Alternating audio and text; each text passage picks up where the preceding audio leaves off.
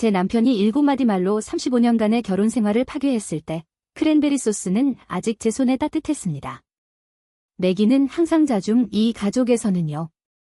세라믹 서빙볼이 내 손가락에서 미끄러져 식당 나무바닥에 총소리 같은 소리를 내며 떨어졌다.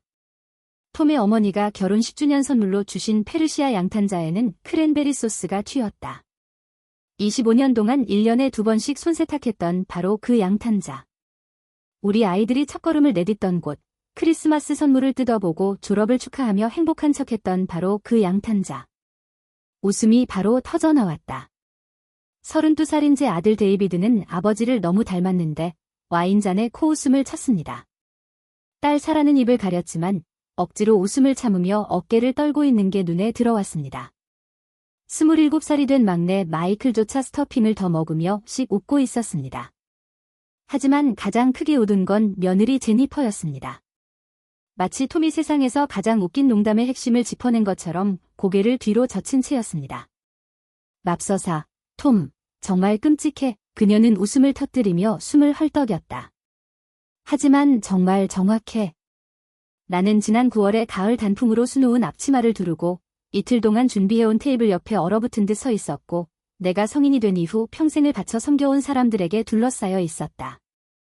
새벽 4시부터 육수를 붓고 있던 칠면조는 테이블 중앙에 황금비드로 완벽하게 차려져 있었다. 직접 만든 롤빵은 오븐에서 갓 구워져 아직 따뜻했다.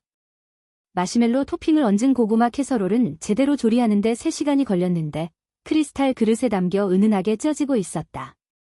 할머니의 크리스탈 그릇, 언젠가 사라에게 물려주겠다고 다짐했던 그릇이었다. 우리 가족은 내 인생이라는 농담에 웃었지만 그 모든 것은 무시되었습니다. 자중톰은 골프 친구 카를로스에게 배운 포르투갈어 표현을 음미하며 되뇌었다. 쓸모없는 짐, 매기, 넌 원래 그런 거야? 항상 그래왔지. 내 작은 취미와 엉뚱한 생각들로 우리를 끌어내렸지. 그가 언급한 그 엉뚱한 아이디어는 에피타이저 코스에서 딱 한 번, 조심스럽게, 어쩌면 에피타이저 코스 중에 언급된 적이 있었다. 바로 작은 민박집, 아이들이 3년 전 집을 떠난 이후로 제가 꿈꿔왔던 것이었다. 심지어 버몬트에 있는 빅토리아풍 주택도 찾았는데 리노베이션이 필요했지만 구조와 개성, 잠재력은 충분했다. 멋질 것 같아요. 1시간이나 걸려서 제대로 정리한 치즈보드를 건네주며 나는 조용히 말했다. 아이들이 다 크면 새로운 시작을 하고 여행을 다니고 새로운 사람들을 만날 수 있을 거예요. 드디어 제가 가진 호스피탈리티 학위를 활용할 수 있겠네요. 38살에 취득한 호텔 경영학 학위는 파트타임으로 일하면서도 야간 수업을 듣고 매일 저녁 6시 30분까지 저녁을 차려놓을 수 있었던 시절에 받은 것이었다. 누군가 사라를 축구 연습에, 데이비드를 토론팀에, 마이클을 기타 레슨에, 톰을 공항에 데려다 주어야 했기에 그 학위는 결코 쓸모없게 되었다.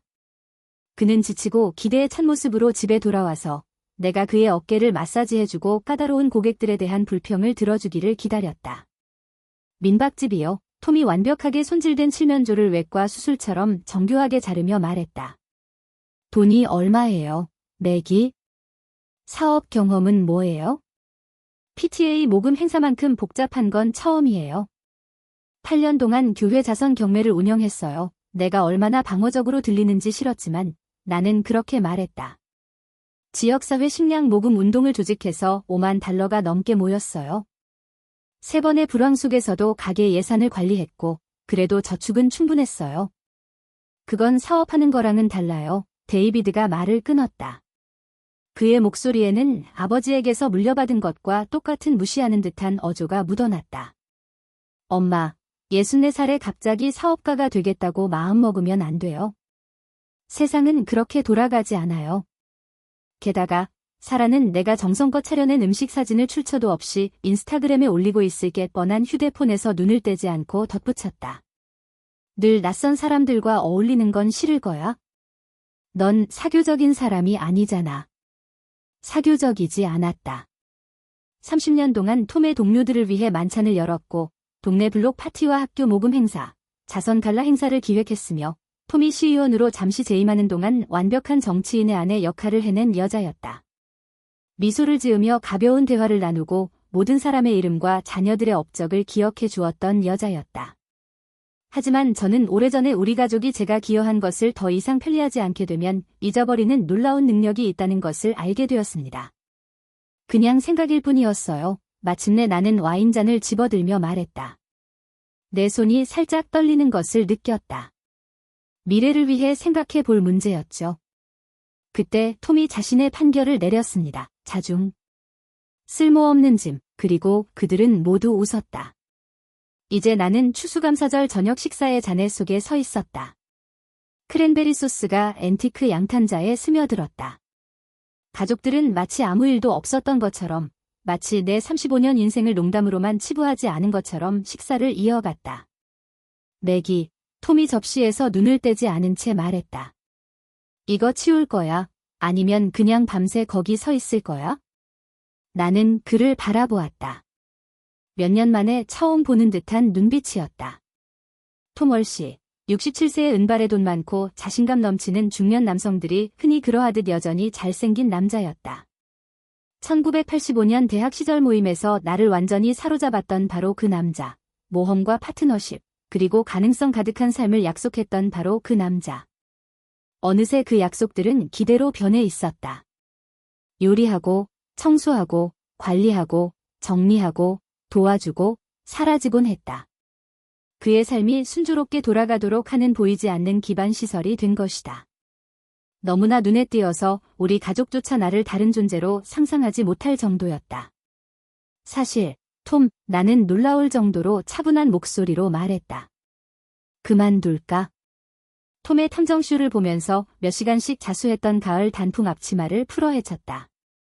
오늘 아침 좋은 귀걸이를 끼고 즐거운 가족 저녁 식사를 기대하며 갔을 때 너무나 축제 분위기가 났던 앞치마를 풀어 크랜베리 덩어리 위에 떨어뜨렸다. 대체 뭐가 문제야? 톰의 목소리에는 일상이 흐트러졌을 때 특유의 날카로움이 묻어났다. 이건 내 할머니 깔개잖아. 그래, 맞아. 나는 옷장으로 가서 네이비색 울 코트를 꺼냈다.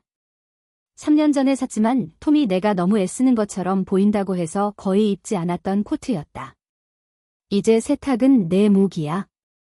엄마, 마이클의 목소리에는 저녁 내내 들었던 첫 번째 불안함이 묻어났다.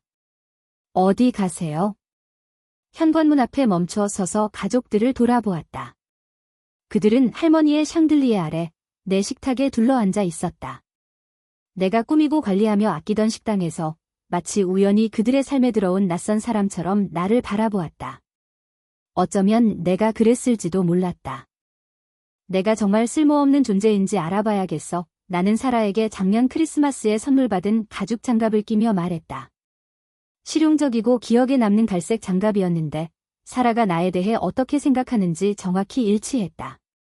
아니면 다들 몸을 움직이는 게 어떤 느낌인지 잊어버린 건지. 11월 저녁으로 나는 밖으로 나갔고 문을 열어두었기 때문에 그들은 내 차 엔진이 시동되는 소리와 내가 28년 동안 살았던 집의 차고에서 후진해서 나오는 소리를 들을 수 있었다. 저는 조용한 동네를 차로 지나갔습니다. 모든 집이 가족의 저녁 식사와 축구 경기의 따뜻한 빛으로 밝혀져 있었고 저와 비슷한 나이의 다른 여성들은 아마도 식기세척기를 채우고 남은 음식을 포장하며 자신들의 삶이 항상 꿈꿔왔던 그대로인 척하고 있을 겁니다. 하지만 나는 완벽하게 조화를 이루는 쿠션과 티끌 하나 없는 주방, 그리고 거의 오지 않는 손님을 위해 항상 준비되어 있는 게스트룸이 있는 텅 빈 우리 집으로 돌아가지 않았다. 대신 나는 마을 외곽에 있는 메리어트 호텔로 차를 몰고 가서 고속도로가 보이는 방에 체크인하고 손에 휴대폰을 든 채 평범한 호텔 침대에 앉았다. 톰이 11시 30분에 문자 메시지를 보냈습니다. 이건 말도 안 돼. 집에 와. 자정에, 맥이. 너 스스로를 부끄럽게 만들고 있어? 12시 30분에, 좋아. 아무리 토라져도 괜찮아. 하지만 호텔 방값은 내가 내야 하잖아. 휴대폰을 끄고 노트북을 켰다. 버몬트에 있는 빅토리아풍 주택이 아직 매물로 나와 있었다. 2달 동안 매주 몰래 매물을 확인하며 손님을 위한 완벽한 독서 공간이 될 듯한 지붕이 있는 현관과 타워룸 사진을 암기하고 있었다. 하지만 버몬트는 갑자기 너무 가깝고 너무 작고 내가 벗어나려고 노력하던 삶과 너무 비슷하다는 생각이 들었습니다. 나는 새 브라우저 창을 열고 모든 것을 바꿔놓은 6단어를 입력했습니다. 알래스카의 외딴 지역에 있는 부동산을 판매합니다. 화면을 가득 채운 사진들은 끝없는 하늘과 때묻지 않은 자연을 보여주었다. 가족들이 나를 비웃는 소리를 들어본 적도 없는 산들. 한계가 아닌 가능성을 보여주는 호수들.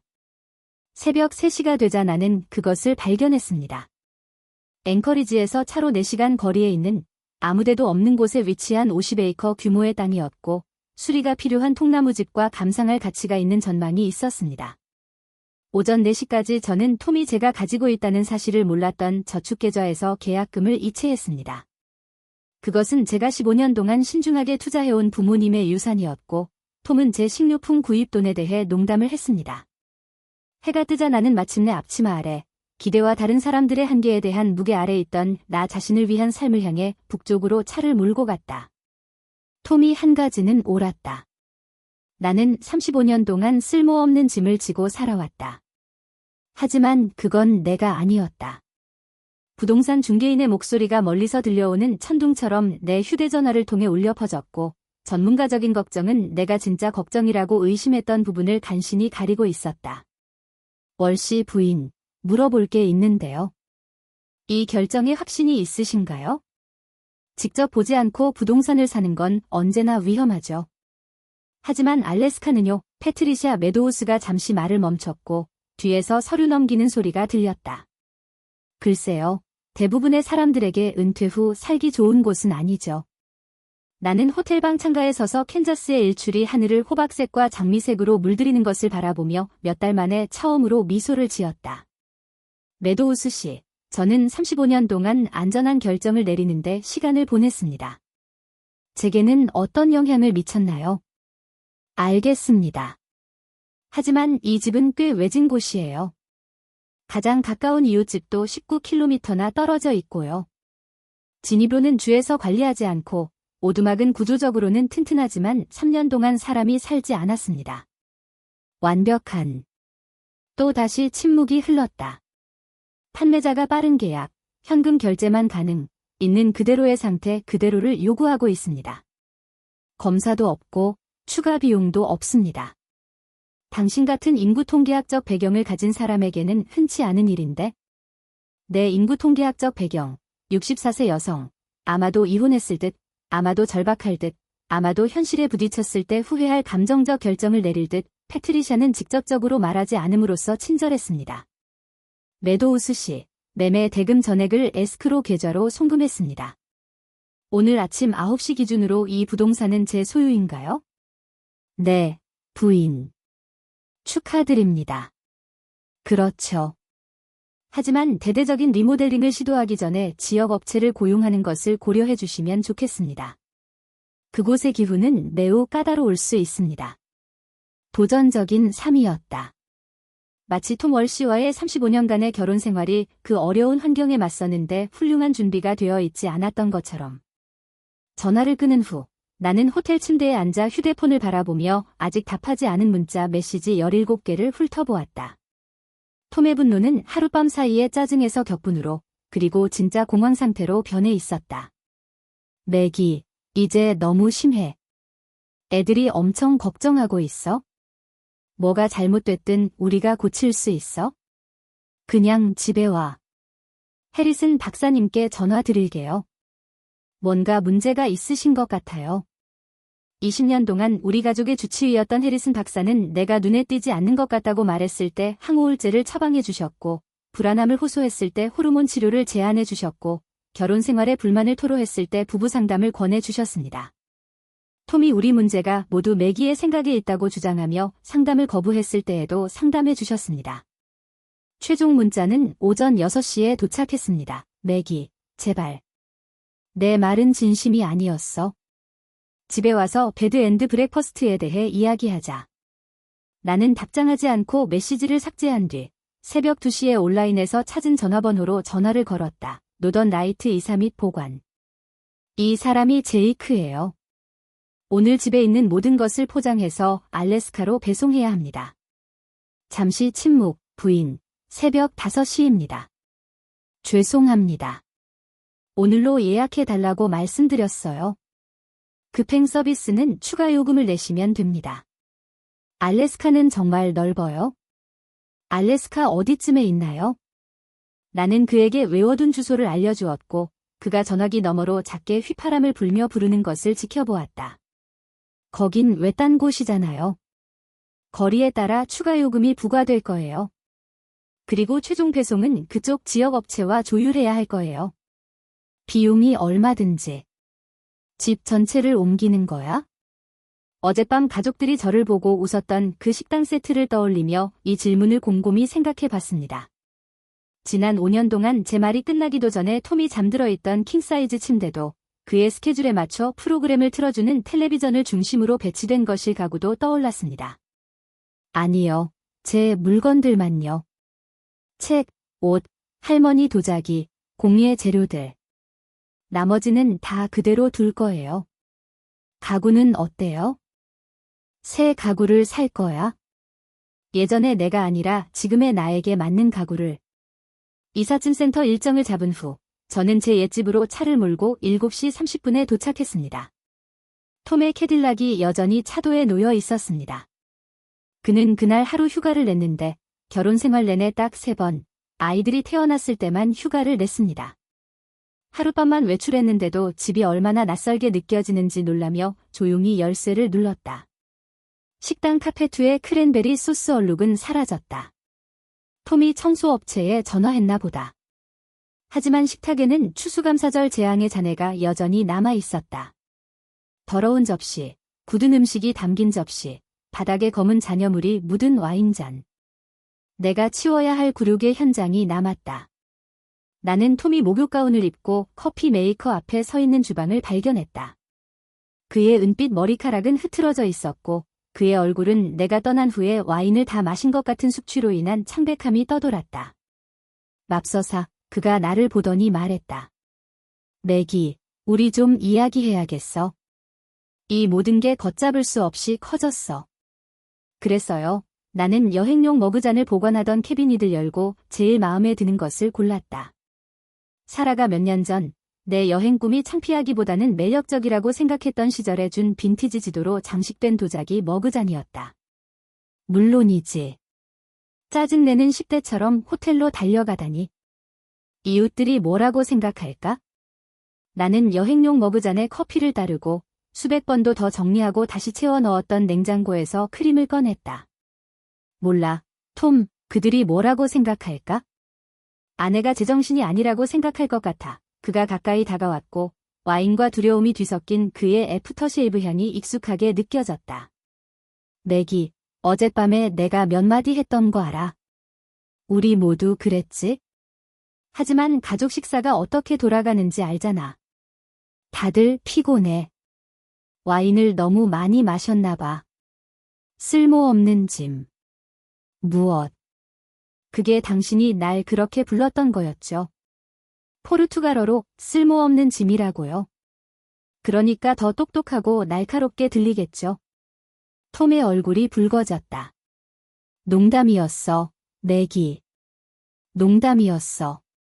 있잖아, 내 말은? 어느 부분이 농담이었지? 내가 항상 쓸모없는 존재였다고 내가 말한 부분 말이야. 아니면 우리 아이들이 그걸 보고 웃었던 부분 말이야? 그들은 당신을 비웃은 게 아니었어요. 그들은 나를 비웃었어. 톰, 내가 몇 년 동안 날 비웃어 온 것처럼 말이야. 내가 학교로 돌아가거나 사업을 시작하거나 미리 계획했던 휴가가 아닌 곳으로 여행을 간다고 말할 때마다 8번이나 갔던 리조트로 말이야. 나는 계단을 향해 그를 지나쳐 침실로 향했다. 이사업체가 식별해야 할 개인 소지품을 챙기기 위해서였다. 이제 어디로 가는 거야? 톰의 목소리에는 상황을 조종하는 데 익숙했지만 갑자기 무력감을 느낀 남자의 날카로움이 묻어났다. 위층으로 올라가서 짐을 싸요. 뭘 챙긴다는 거야?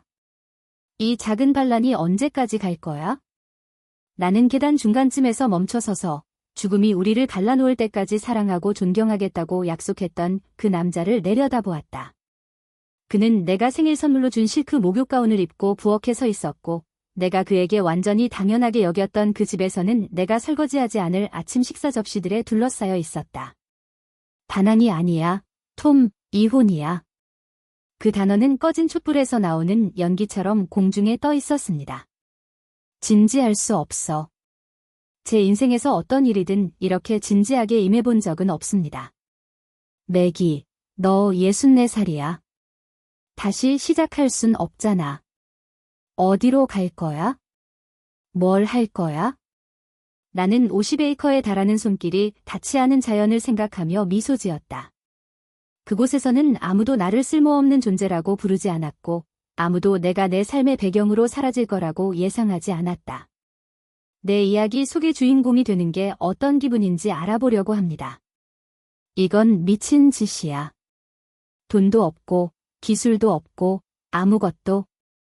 저는 개인 계좌에 38만 달러가 있고 호텔 경영학 학위와 35년간의 경영 경험을 가지고 있으며 여러분이 알아차리지 못할 만큼 많은 기술을 가지고 있습니다. 톰의 입은 공기를 헐떡이는 물고기처럼 벌어졌다가 닫혔다. 380, 어떻게? 부모님 유산이요? 당신이 묻지도 않아서 없다고 생각했던 돈 말입니다. 당신이 날 무급가사 도우미처럼 대하는 동안 내가 투자해온 돈 말입니다. 나는 나머지 계단을 올라갔고 톰은 비싼 주방에 서 있었다. 마침내 그가 당연하게 여겼던 여자가 이제 완전히 그의 손이 닿지 않는 곳으로 떠나려 한다는 것을 깨달았다. 침실에서 나는 몇 년 전 유럽 여행을 위해 산 여행 가방을 꺼냈다. 톰이 여행 가방이 너무 비싸고 실용적이지 않고 번거롭다고 해서 결국 가지 못한 여행 가방이었다. 이제 그것은 내가 알고 있던 모든 것에서 6,000마일 떨어진 곳으로 나를 데려갈 것입니다. 이 사건들은 정오에 도착했는데 효율적이고 전문적이었으며 내 물건을 라벨이 붙은 상자에 포장해 주었습니다. 톰이 우리 아이들에게 점점 더 절박한 전화를 걸어오는 동안 나는 그의 대화 중 일부를 들었습니다. 중년의 위기와 호르몬 변화, 그리고 가족의 개입 필요성에 대한 설명이었습니다. 하지만 저는 이전에 들어본 적이 없는 것을 들었습니다. 제가 말한 것이 정말로 진심일지도 모른다는 진심 어린 두려움이었습니다. 저녁이 되자 내 소지품은 북쪽으로 향하는 트럭에 실렸습니다. 자정 무렵 나는 앵커리지로 가는 비행기에 탑승했고 캔자스의 불빛이 구름 아래로 사라지는 것을 지켜보았습니다. 캐나다 국경 너머 어딘가에서 저는 노트북을 열고 알래스카의 지속 가능한 건축 관행, 생태 관광, 호텔 산업에 관해 조사하기 시작했습니다. 데드웨이트는 조사도 하지 않았고 계획도 세우지 않았다. 데드웨이트는 비행 내내 자신이 만들어갈 삶을 처음부터 설계하지 않았다. 하지만 마가렛 얼씨는 매기가 아니라 이제는 더 이상은 아니지만 오랫동안 다른 사람들을 품에 안고 살아서 자신이 얼마나 가벼울 수 있는지 잊어버렸다는 것을 증명하려고 했습니다. 앵커리지에서 새집까지 나를 태워준 부시 파일럿은 제 런던 소설에서 튀어나온 것 같은 모습이었다. 덥수룩한 수염, 빙하 얼음처럼 밝은 눈, 마치 오랜 친구와 악수하듯 세스나의 조종 장치를 꽉 쥔 손. 정말 괜찮으세요, 부인? 끝없이 펼쳐진 황야를 가로지르는 동안 엔진 소음 너머로 그가 소리쳤다. 날씨가 안 좋아지고 있고 그 오두막은 오랫동안 비어 있었어. 오늘 밤은 시내에 머물다가 아침에 출발하는 게 어떨까? 우리 아래로는 인간의 야망으로는 닿을 수 없는 듯한 풍경이 펼쳐져 있었다. 백납처럼 푸르른 하늘을 배경으로 성당 첨탑처럼 솟아오른 산들이 있었고 그 봉우리에는 발자국조차 남기지 않은 눈으로 덮여 있었다. 강은 계곡 사이로 굽이쳐 흐르고 그곳의 유일한 도로는 사냥터였고 교통소음이나 사이렌 소리, 문명의 끊임없는 웅얼거림으로 고요함이 깨지지 않았습니다. 확실해요. 나는 팔걸이를 꽉 움켜쥐고 다시 외쳤다. 난기류가 또다시 불어닥치는 가운데 뭔가 확신을 얻기 위해 평생을 기다려왔잖아요. 그는 삶의 터전을 잃고 도망치는 사람들을 많이 데려왔고 그들 중 대부분은 겨울을 견디지 못했다는 듯한 표정을 지었다. 하지만 그는 고개를 끄덕이고 공중에서 보면 엄청나게 작아 보이는 개간지를 향해 내려가기 시작했습니다. 숲의 광활한 푸른 캔버스에 있는 흉터보다 조금 더 클 뿐이었습니다. 착륙은 제가 지난 30년간 예측 가능한 목적지로 휴가를 가며 경험했던 어떤 것보다 더 거칠었습니다. 비행기는 내가 관대하게도 할 줄 오라고 생각한 곳으로 펄쩍 뛰어내려 마침내 주변 숲을 조각해 만든 듯한 통나무집 앞에서 덜컹거리며 멈췄다. 그 통나무집은 아름다움의 장식이 필요 없다는 것을 아는 사람이 만든 것 같았다. 그녀예요. 조종사가 엔진을 끄며 말했다. 즐거운 우리 집이로군요. 오두막은 사진에서 본 것보다 훨씬 컸다. 낡은 통나무로 된 2층짜리 건물이었고 창문에는 주변의 자연이 거울처럼 반사되었다. 세면을 둘러싼 덮인 현관을 통해 한때 정원이었던 곳의 뼈대가 보였는데 지금은 야생풀과 늦여름 야생화가 무성하게 자라고 있었습니다. 하지만 내 숨을 앗아간 것은 바로 호수였다. 오두막 현관에서 50야드 떨어진 곳에서 물은 마치 은빛 액체처럼 지평선을 향해 뻗어 있었다. 너무나 고요하고 완벽해서 그 깊은 곳에 하늘을 가두고 있는 듯했다. 산들이 저 멀리 해안에서 솟아올랐고 그 반사로 표면 위와 아래에 모두 존재하는 세상이 생겨났습니다. 실제와 거울, 가능과 불가능이 공존하는 세상이었습니다. 이전 주인은 작가였죠. 조종사가 내 짐을 내리는 걸 도와주며 말했다. 소설 좀 마무리하려고 여기 왔어요. 15년 동안 머물렀고요. 관절염이 심해져서 겨울에 못 갈 때가 되어서야 떠났어요. 그가 소설을 다 끝냈어? 그가 12편이나 썼다고 들었어. 고독이 그의 머리를 맑게 하고 온갖 소음 속에서 자신이 누구인지 기억하는데 도움이 되었다는 얘기지. 나는 내 돈으로 산 내 집, 내 판단으로 선택한 내 새 집 앞에 섰고 거의 잊고 있었던 무언가, 즉 가능성이 느껴졌다. 조종사가 엔진에 시동을 걸었다. 내일 다시 와서 잘 지내는지 확인해 드릴게요. 친절하시긴 하지만 굳이 그럴 필요는 없어요. 필요한 건 다 있거든요. 그는 내 얼굴을 살펴보며 아마도 톰이 누구에게나 들려줄 법한 붕괴의 징후를 찾고 있었을 것이다. 그런데 그는 뭔가 놀라운 것을 발견한 듯했다. 있잖아요, 부인. 아시는 것 같아요. 그가 이륙한 후 그 정적은 너무나 완벽해서 마치 살아있는 생명체처럼 느껴졌다. 교통체증도, 사이렌 소리도, 얇은 벽 사이로 새어나오는 텔레비전 소리도, 차나 식사, 혹은 감정 조절이 필요한 가족들도 없었다. 내 꿈이 왜 실현 불가능한지, 내 욕망이 왜 이기적인지, 내 존재 자체가 왜 불편한지 설명해주는 남편의 목소리는 없었다. 소나무 사이로 불어오는 바람과 호숫가에 부딪히는 부드러운 물소리, 그리고 나의 숨소리가 들려온다. 꾸준하고 차분하며 전적으로 나만의 것이다. 나는 천천히 오두막을 걸어가며 각 방을 내 존재감으로 가득 채웠다. 이전 주인은 이 집을 가구가 비치된 채로 남겨두었습니다. 알래스카에서 닥쳐올 수 있는 어떤 폭풍도 견뎌낼 수 있도록 지어진 것처럼 보이는 단순하고 튼튼한 가구들이었습니다. 돌 벽난로가 메인룸을 장식하고 책꽂이가 내장되어 있어 의미 있는 이야기로 가득 차 있는 듯했습니다. 주방은 작지만 기능적이었고 창문으로는 호수와 산이 보였으며 빛의 변화에 따라 산의 색깔이 바뀌는 듯했습니다. 위층에는 삼면이 창문으로 되어 있고 캔자스의 지평선이 좁고 쓸쓸해 보일 정도로 탁 트인 전망이 있는 마스터 침실이 2층 전체를 차지하고 있었습니다. 이곳은 큰 꿈을 꾸고 불가능한 일을 계획하고 자신이 될 만큼 용감한 사람이 되기 위한 방이었습니다. 나는 노트북을 꺼내 주방 테이블에 앉아 휴대폰 핫스팟을 이용해 외부 세계에 접속했다. 인터넷은 느렸지만 조사, 계획, 그리고 내가 이미 상상하기 시작한 사업을 하는 데는 충분했습니다.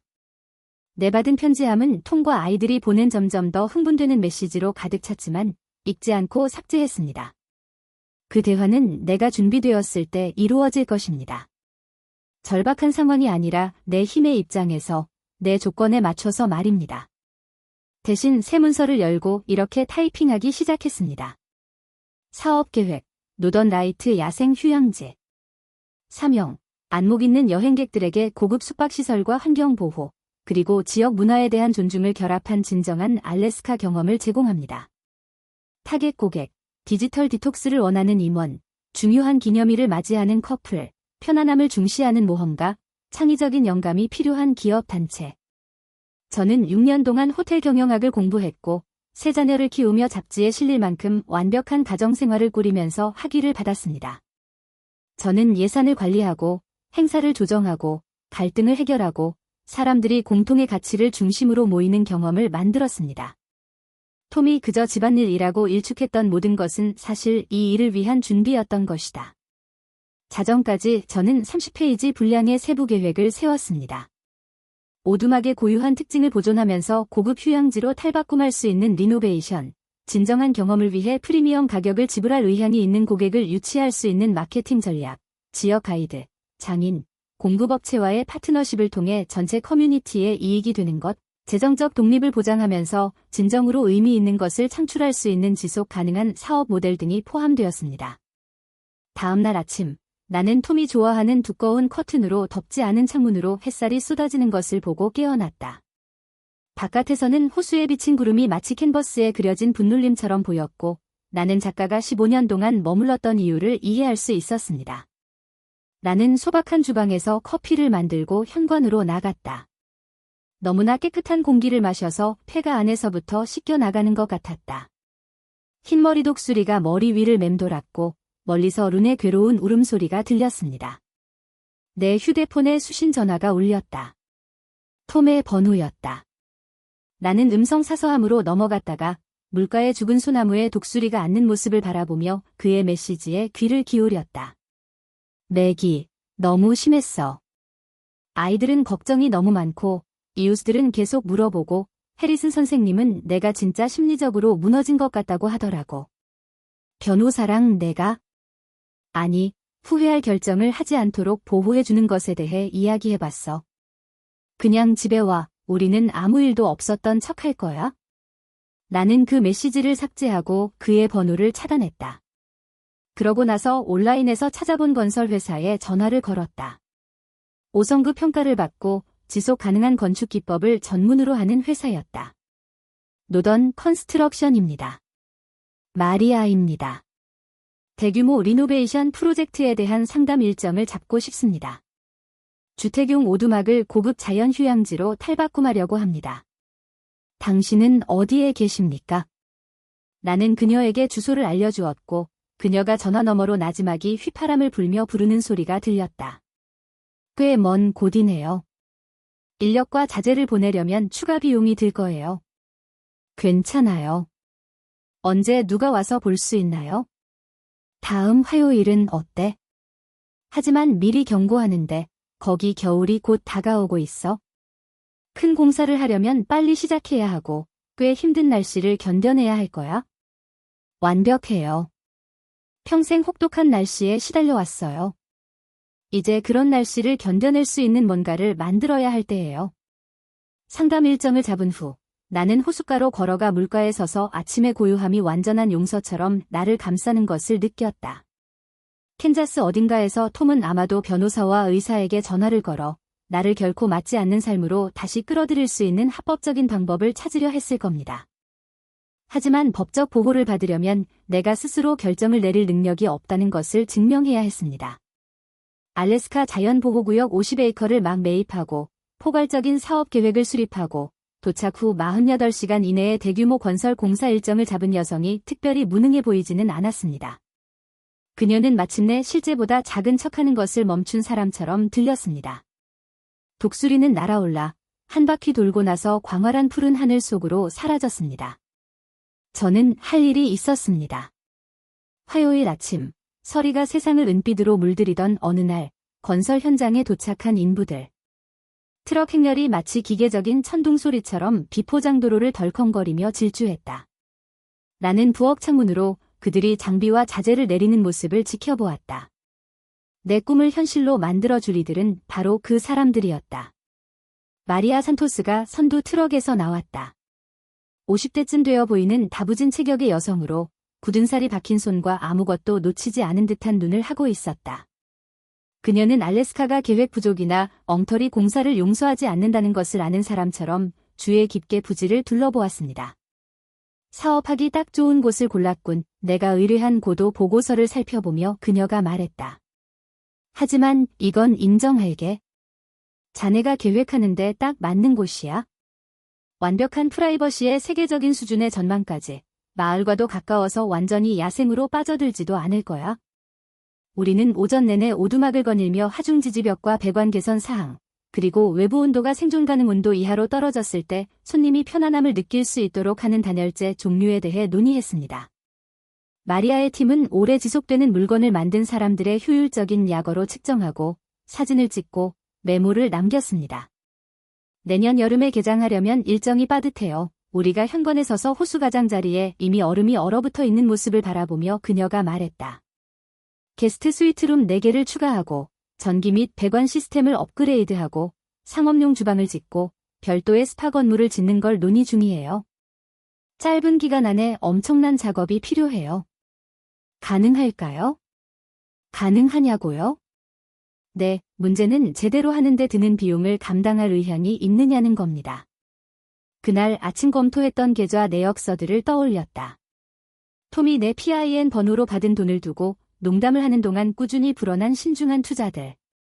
교육과 자립을 중시했던 부모님, 나를 대학에 보내기 위해 2가지 일을 병행했던 부모님, 그리고 자신들이 제공한 기회를 통해 내가 의미 있는 일을 해낼 수 있을 거라고 믿어주셨던 부모님의 유산. 돈이 결정 요인이 아닙니다. 품질이 결정 요인입니다. 마리아가 미소 지었다. 내가 처음 본 진심 어린 미소였다. 그렇다면 우리는 분명 이렇게 할 수 있을 거야? 하지만 내가 거주지에 대한 결정을 내려야 할 거야? 이곳은 앞으로 8개월 동안 공사구역이 될 거야? 오두막에서 첫날 밤을 보낼 때부터 이 문제에 대해 생각해왔다. 계속 머물면 몇 달 동안 소음과 먼지, 그리고 끊임없는 방해에 시달릴 것이다. 떠나면 캔자스로 돌아가야 하는데 아마 톰이 위협했던 바로 그 개입이 시작될 것이다. 임시로 뭔가를 지으면 어떨까? 공사기간 동안 머물 수 있는 작은 오두막 같은 거 말이야? 효과가 있을 수도 있겠네요. 결정을 내릴 수 있을 만큼 가까이 있으면서도 제정신을 유지할 수 있을 만큼 멀리 떨어져 있을 수 있으니까요. 마리아는 태블릿을 꺼내 재빨리 스케치를 했다. 호숫가에 작은 오두막을 하나 지을 수도 있겠네요. 화려하진 않지만 따뜻하고 기능적인 공간으로요. 본 프로젝트가 끝나면 허물거나 직원 숙소로 쓸 수도 있어요. 그걸 만드는데 얼마나 걸릴까요? 2주, 어쩌면 3주 정도 걸릴 거예요. 기초 공사도 해야 하고 공공시설도 깔아야 하지만 간단한 일이죠. 나는 그녀가 가리킨 곳을 바라보았다. 메인 선실에서 약 100야드 정도 떨어진 평평한 곳으로 탁 트인 바다가 보였다. 혼자 있을 만큼 사적이고 감독을 받기에 충분히 가까웠으며 온전히 자기 방식대로 살아가는 법을 배우는 여성에게 완벽한 곳이었다. 그렇게 하자. 그날 오후 마리아의 작업반이 기초 표시를 시작하는 동안 나는 마을로 차를 몰고 가서 물자를 챙겼다. 페어몬트 역은 안내 표지판에 따르면 인구가 847명인 곳으로 식료품점, 철물점, 주유소, 그리고 노던 라이트라는 이름의 카페바가 합쳐진 곳으로 이루어져 있는데 이곳은 지역의 비공식 시청 역할을 하는 듯합니다. 베티라는 이름의 식료품점 점원은 친절한 눈과 실용적인 회색 머리를 가진 여성으로 알래스카 시골에서 장기 체류하는 동안 복잡한 쇼핑을 헤쳐나가는 데 도움을 주었습니다. 모리슨 집을 산 사람은 당신이잖아요. 그녀는 질문으로 만들지 않고 말했다. 소문은 빠르게 퍼진다. 여보, 이렇게 큰 마을에서는 낯선 사람이 부동산을 사는 게 일면 뉴스거리가 돼요. 특히 그 여자가 혼자 나타나서 리조트 건설에 대해 이야기하면 더욱 그렇죠. 나는 통조림을 카트에 담다가 잠시 멈췄다. 문제가 있나요? 베티는 마치 겨울을 겪으며 진정한 결의를 알아볼 만큼 많은 시간을 보낸 사람처럼 내 얼굴을 주의 깊게 살피며 생각했다. 어떤 리조트를 계획하느냐에 따라 다르죠. 카지노나 쇼핑몰을 짓거나 아예 테마파크 같은 걸 만들고 싶어 하는 사람들도 봤어요. 그런 건 아니에요. 사람들이 진짜 알래스카, 자연, 문화, 가능성의 감각을 경험할 수 있는 장소를 만들고 싶어요. 지역 사회를 착취하기보다는 지원하는 무언가를 만들고 싶어요. 그런데 내가 그런 일을 할 수 있다고 생각해. 그녀는 창문을 통해 보이는 캔자스 차량 번호판을 흘끗 보았다. 평평하고 편안한 곳에서 온 사람이라면 당연한 질문이었습니다. 복잡성을 관리하고 갈등을 해결하고 사람들의 잠재력을 최대한 발휘하게 하는 경험을 만들어 온 35년을 떠올렸습니다. 가족들에게 음식을 제공하고 장학금을 지원하며 지역 사회센터를 건립했던 모금 행사들을 떠올렸습니다. 낯선 사람들이 친구가 될 수 있도록 도왔던 만찬 파티들을 떠올렸습니다. 사교적인 대화로 위장한 사업 거래를 성사시켰던 날들을 떠올렸습니다. 제 집을 사람들이 소중하게 여겨지고 경청받는 공간으로 만들어 주었던 날들을 떠올렸습니다. 저는 배울 수 있다고 생각하고 저보다 더 잘 아는 사람들의 말을 들을 수 있다고 생각합니다. 베티는 천천히 고개를 끄덕이고는 카운터 아래로 손을 뻗어 명함을 꺼냈다. 제 딸이 이 지역 최고의 가이드 서비스를 운영하고 있어요. 이 리조트를 진지하게 생각하신다면 관광객들이 무엇을 원하는지, 그리고 이 땅이 감당할 수 있는 한계를 이해하는 현지 파트너가 필요할 거예요. 명함을 받아들고 아틱 어드벤처스라고 적혀 있었다. 제니 모리슨이라는 사람이 주인이었다. 이 땅을 판 사람과는 관계가 있나요? 그 사람 딸이에요. 당신 땅에서 자랐어요. 50마일, 약 80km 안에 있는 모든 트레일과 낚시터를 잘 알고 있죠. 똑똑하고 사업 감각도 뛰어나지만 아빠가 남쪽으로 이사 온 후로 어려움을 겪고 있어요. 관광객들은 보통 앵커리지의 큰 여행사를 통해 예약을 하거든요. 지역 전문가가 있는지는 모르겠네요. 그날 저녁, 공사 소음이 주객실에서 울려 퍼지는 가운데 나는 임시 숙소에서 제니 모리슨에게 전화를 걸었다. 그녀는 다음날 아침에 만나기로 했습니다. 그녀의 목소리에는 너무 많은 것을 기대하지 않는 법을 배웠지만 희망을 포기하지 않은 사람의 조심스럽고 낙관적인 분위기가 담겨 있었습니다. 그녀는 열심히 사용했지만 세심하게 유지관리한 픽업 트럭을 운전하며 일출에 도착했습니다.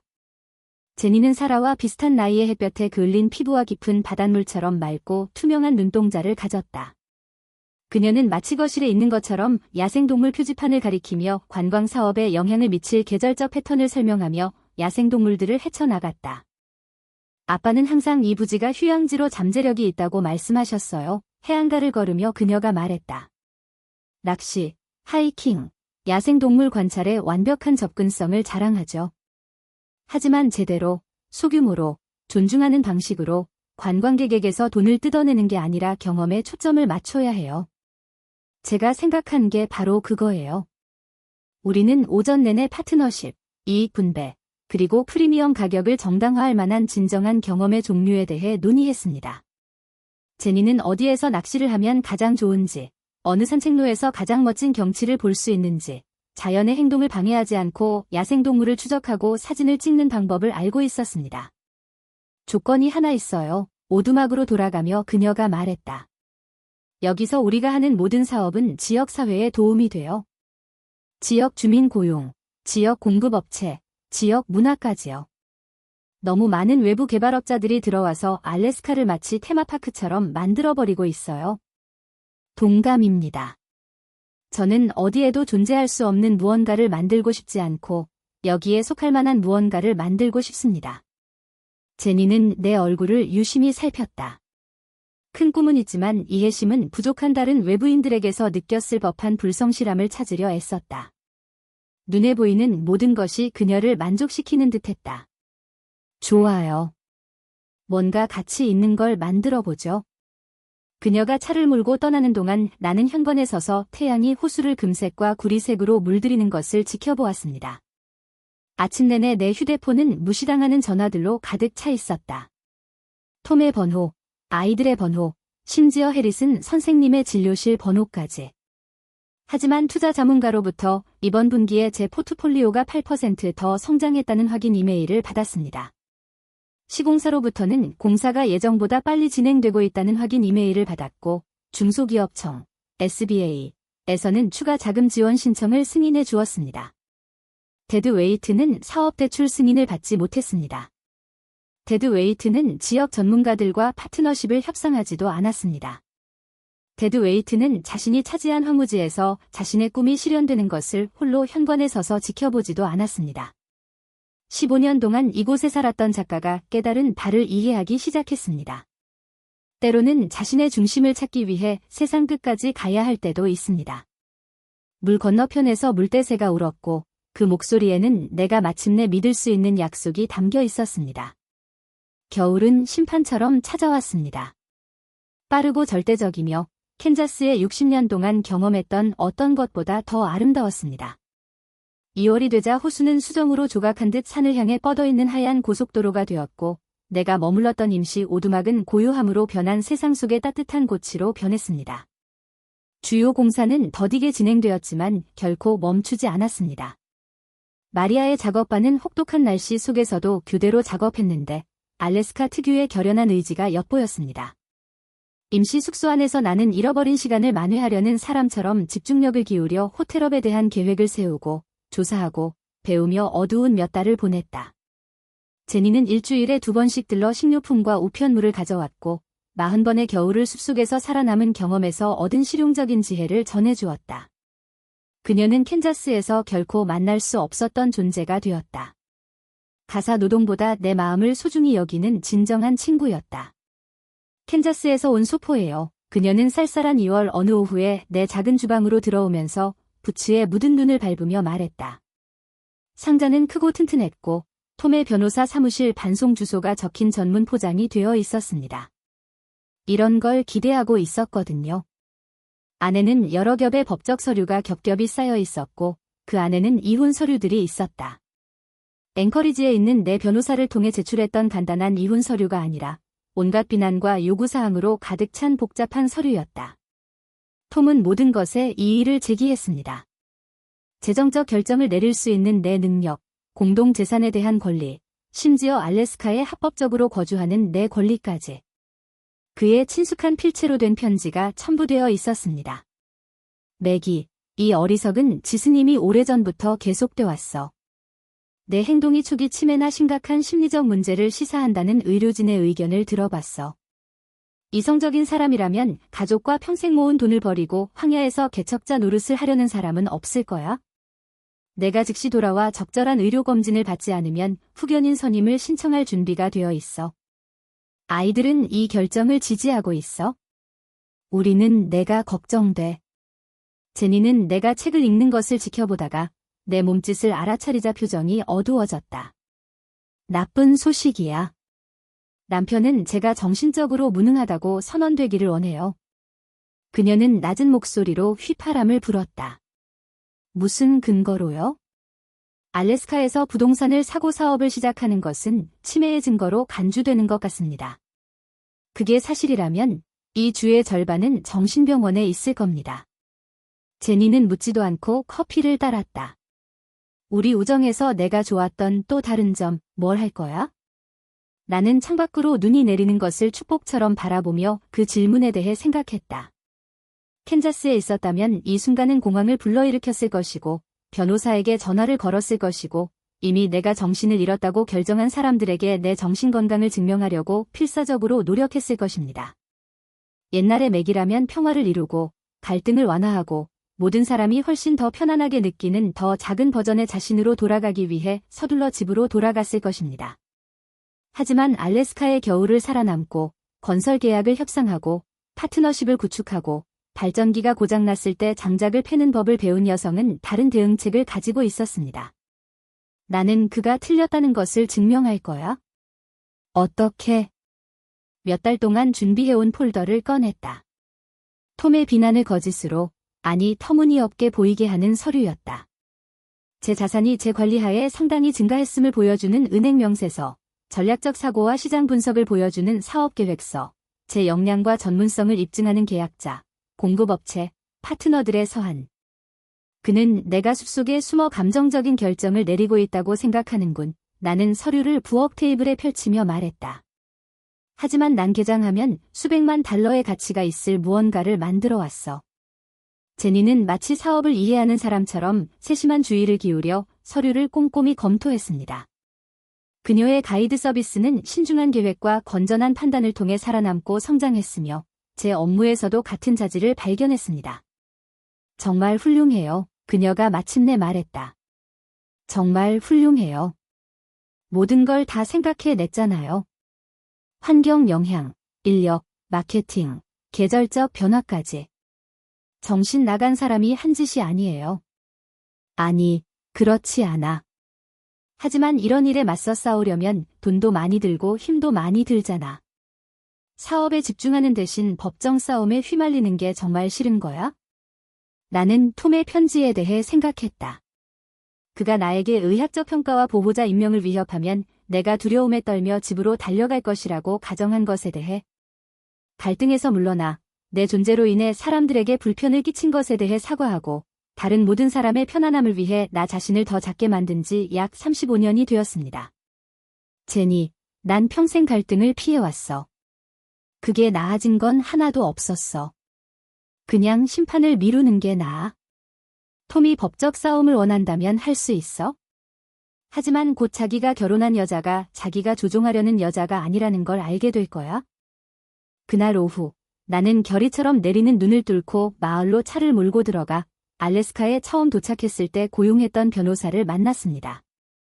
레베카 마르티네즈는 제니와 같은 나이였지만 남들이 과소평가하는 사람들을 변호하며 자신의 전문 분야를 쌓아온 사람 특유의 날카로운 집중력을 지녔습니다. 토지권을 위해 싸우는 원주민들, 학대받는 상황에서 벗어나려는 여성들, 약탈적인 친척들로부터 재산을 보호하는 노인들. 이 후견인 선임 위협은 흥미롭네요. 그녀는 작지만 효율적인 사무실에서 톰의 서류를 검토하며 말했다. 남편 측 변호사는 당신이 가족을 버리고 비이성적인 재정적 결정을 내리고 있다고 주장하지만 증거는 정반대입니다. 무슨 말이야, 마가렛? 8개월 만에 순자산이 40%나 늘었습니다. 엄청난 수익 잠재력을 가진 사업을 시작했고 새로운 커뮤니티에 적응하며 전문적인 관계도 구축했습니다. 이는 역량이 저하된 사람의 행동이 아닙니다. 마침내 역량을 최대한 발휘하기 시작한 사람의 행동입니다. 그녀는 의자에 기대 앉아 가족의 재정 싸움을 모두 봐온 사람처럼 분석적인 시선으로 나를 살펴보았다. 남편분이 잘못된 판단을 하신 것 같아요. 당신이 정신적으로 무너지고 충동적으로 행동하며 정신을 차리고 나면 후회할 결정을 내린다고 생각하셨죠. 하지만 당신은 예전 삶보다 더 나은 새 삶을 체계적으로 만들어가고 계셨잖아요. 그럼 그 다음에는 무슨 일이 일어나나요? 다음으로 모든 것을 기록합니다. 사업 성공, 지역 사회 적응, 재정적 성장, 그리고 정신적 예민함까지. 당신이 유능할 뿐만 아니라 당신을 통제하려는 사람보다 더 유능하다는 것을 보여주는 사례를 만들어냅니다. 그러자 레베카가 미소를 지었다. 의뢰인의 상황에 딱 맞는 완벽한 전략을 찾아낸 변호사의 표정이었다. 그럼 반소를 제기하죠. 괴롭힘, 명예훼손, 사업관계방해 혐의에 대해 당신의 자격에 이의를 제기하는 모든 시도는 당신의 결혼 생활이 왜 끝났는지, 그리고 누가 진짜 비이성적인 결정을 내리는지에 대한 매우 공개적인 기록으로 남을 거라는 점을 분명히 말씀드립니다. 나는 이 핵옵션에 대해 생각했다. 그것이 톰이 나를 어떻게 대하는지 대중에게 알려지게 할 것이고, 마침내 톰이 가진 무기와 똑같은 무기로 반격할 수 있다는 만족감에 대해 생각했다. 이 모든 일이 끝나려면 얼마나 걸릴까요? 몇 달? 어쩌면 1년? 법정 싸움은 비용도 많이 들고 힘도 많이 드는 일이고 판사가 나이 든 아내에 대한 걱정 많은 남편의 주장에 동정심을 느낄 위험도 항상 있습니다. 하지만 다른 선택지도 있어요. 항상 다른 선택지는 있죠. 당신은 당신의 능력을 너무나 철저하게 증명할 수 있어서 그의 사건은 법정에 오르기도 전에 웃음거리가 될 수 있어요. 어떻게? 레베카는 법률 패드를 꺼내 글을 쓰기 시작했다. 사업을 예정보다 일찍 시작하고 매출을 올리고 일자리를 창출하고 전국적인 주목을 받고 그 결정들이 얼마나 놀라운 성공을 거두었는지 보여줌으로써 누구도 당신의 잘못된 결정에 대해 비난할 수 없게 만들 수 있을 거예요. 리조트는 여름이 되어야 준비될 거예요. 리조트는 아직 준비되지 않았을 거예요. 하지만 더 작은 규모로 운영해보는 건 어떨까요? 객실 몇 개, 가이드 투어 몇 개, 앞으로 어떤 서비스가 나올지 미리 보여드리는 정도면 어떨까요? 이 정도면 이게 허황된 꿈이 아니라는 걸 보여주기에 충분하죠. 제대로 운영되는 사업입니다. 저는 아직 공사 중이지만 거의 거주 가능한 메인 캐빈, 안내에 대한 제니의 전문성, 그리고 호텔업에 대한 제 경험, 그리고 법적 주장이 아닌 부인할 수 없는 현실을 통해 톰이 틀렸다는 것을 증명할 가능성에 대해 생각했습니다. 소프트 오프닝을 할 수도 있겠네요. 한정된 인원, 프리미엄 가격, 독점적인 접근, 알래스카 최신 럭셔리 자연 체험에 미리 보기로 홍보할 겁니다. 맞아요. 사업 성공 사례만큼 무능하다는 주장을 반박하는 건 없죠. 그날 밤, 오로라가 하늘을 녹색과 금색으로 물들이는 동안 나는 임시 오두막에서 제니에게 전화를 걸었다. 소규모 그룹을 위한 안내 작업을 얼마나 빨리 시작할 수 있을까요? 얼마나 작은데요? 최대 4명까지 투숙 가능합니다. 진정한 경험을 위해 프리미엄 가격을 지불할 의향이 있는 고급 고객층입니다. 장비랑 허가 정리하는데 2주 정도 주세요. 하지만 마가렛, 정말이에요? 일찍 오픈한다는 건 첫날부터 모든 게 완벽해야 한다는 뜻이에요. 실수는 용납할 수 없어요. 나는 내 집이 된 광야를 바라보았다. 내 유산이 되어줄 사업, 오직 결단력과 마침내 나 자신에게 걸겠다는 용기만으로 쌓아 올린 삶을 바라보았다. 제니, 난 35년 동안 다른 사람들의 삶을 완벽하게 만들어 왔어. 이제 내 삶도 완벽하게 만들 때가 됐어. 좋아요. 그들에게 기억에 남을 만한 무언가를 주도록 하죠. 오로라가 박수갈채처럼 머리 위에서 춤을 추었고 나는 부활을 계획하기 시작했습니다. 첫 번째 손님은 4월 하순의 어느 날 아침에 도착했는데 그때 호수의 얼음이 노래를 부르고 있었습니다. 얼어붙은 물이 봄에 항복하는 그 잊혀지지 않는 멜로디였습니다. 제니가 헬리콥터를 조종해 해변에 착륙하는 모습을 메인 캐빈의 새로운 그림 창문에서 지켜보았습니다. 젊은 아내로서 처음 저녁 파티에 갔을 때 이후로 느껴보지 못했던 불안감 때문에 가슴이 쿵쾅거렸습니다. 하지만 이번엔 달랐다. 이번에는 성공과 실패가 전적으로 내 몫이었다. 마가렛, 그들이 왔어요. 제니가 소리쳤다. 그녀의 목소리에는 내 공포와 같은 흥분이 담겨 있었다. 시애틀 출신의 기술 임원과 그의 아내가 우리의 첫 유료 고객으로 예약 담당자가 최고의 알래스카 경험이라고 묘사한 여행을 통해 결혼 30주년을 축하했습니다. 나는 재킷 앞부분을 손으로 쓸어내렸다.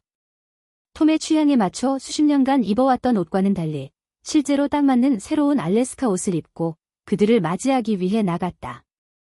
데이비드와 패트리샤 카무라는 마치 다른 세계에서 온 방문객처럼 헬리콥터에서 내렸다. 매장에서 상값비싼 야외 장비는 여전히 구겨져 있었고 얼굴은 기대감으로 빛났으며 야외에서 3일 동안 $5,000를 지불한 것과 같은 긴장감이 느껴졌다. 노던 라이트 생추어리에 오신 것을 환영합니다. 나는 아직 감각을 익히고 있는 단계인 자신감 넘치는 표정으로 손을 내밀며 말했다. 진행자 마거릿 월시입니다. 정말 놀랍네요. 패트리샤는 숨을 헐떡이며 천천히 돌아보며 산과 호수, 마리아 일행의 결의와 내 완강한 비전으로 세워진 롯지를 바라보았다. 사진으로는 그 아름다움을 제대로 담을 수 없어요. 데이비드는 이미 카메라를 꺼내 시애틀에 있는 친구들이 휴가를 어떻게 선택했는지 의문을 가질 만한 풍경을 포착하고 있었습니다. 여기서 얼마나 오랫동안 운영하셨나요? 사실 오늘이 첫 주말이에요. 나는 솔직함이 가식보다 낫다고 생각하며 말했다. 당신들이 우리 첫 손님이에요. 걱정 대신 그들의 얼굴은 진심 어린 기쁨으로 빛났다. 우린 개척자예요. 패트리샤가 웃으며 말했다. 데이비드, 우리가 말 그대로 여기 처음 온 사람들이라고요. 기대했던 것보다 훨씬 더 좋네요. 나는 그들을 메인 롯지로 안내하여 우리가 만든 공간을 그들이 받아들이면서 보이는 반응을 지켜보았습니다. 넓은 거실은 바닥부터 천장까지 쭉 뻗은 창문으로 2층을 솟아올랐고 그 창문은 자연을 살아있는 예술 작품으로 만들어 놓았다.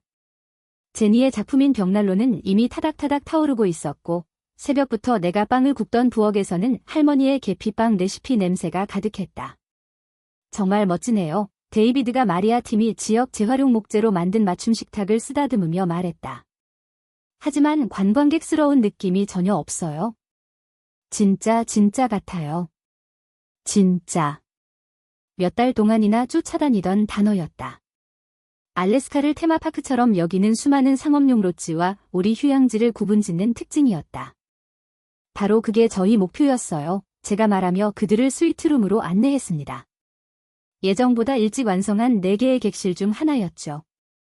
자연을 존중하면서도 진정한 럭셔리를 선사하는 공간을 만들고 싶었어요. 이 스위트룸은 제가 자부심을 느낄 수 있는 완벽한 곳이었습니다. 지역 예술 작품, 수공예 가구, 호수 전망을 감상할 수 있도록 욕조가 설치된 욕실까지 모든 것이 완벽했습니다. 톰은 뽐내기라고 했을 테지만 패트리샤는 마치 보물을 발견한 듯 두 손을 꽉 쥐었다. 여기가 우리 꿈의 방이야, 그녀가 데이비드에게 말했다. 여보, 저 창문 옆에서 내 사진 좀 찍어줘. 그들이 자리를 잡는 동안 저는 제니가 오후 소풍을 준비하고 있는 주방으로 돌아갔습니다. 호수와 주변 자연을 둘러보는 가이드 투어였는데 사람들이 왜 이 경험을 위해 수천 마일을 여행했는지 보여주는 좋은 기회였습니다. 정말 좋아해요. 오븐에서 마지막 빵 한 덩어리를 꺼내며 내가 말했다. 정말 좋아해요. 물론이죠. 당신은 여기에 놀라운 것을 만들어냈잖아요. 제니는 짐을 정리하다가 잠시 멈췄다. 하지만 마가렛, 이건 시작일 뿐이라는 거 알지? 주말 한 번 잘한다고 해서 법적 문제가 해결되는 건 아니잖아. 물론 그녀 말이 맞았습니다. 톰의 변호사들은 여전히 후견인 선임 소송을 제기하겠다고 협박하며 제 알래스카 모험이 정신불안정의 증거라고 주장했습니다. 하지만 내가 패배하여 집으로 기어들어가지 않고 하루하루 지날수록 그들의 주장은 약해지고 내 입장은 더욱 강해졌습니다. 법적 싸움만은 아니에요. 주방 아일랜드 꽃병에 싱싱한 꽃을 꽂으며 말했다. 상업 공간을 개인적인 공간으로 탈바꿈시킨 또 다른 디테일이었다. 제가 이걸 해낼 수 있다는 걸 스스로에게 증명하는 거예요. 35년 동안 가족의 혼란을 관리해온 여성이 이렇게 복잡한 일도 해낼 수 있다는 거려. 정말 훌륭하게 관리하고 있어요. 오후 투어는 제가 상상했던 것 이상이었습니다.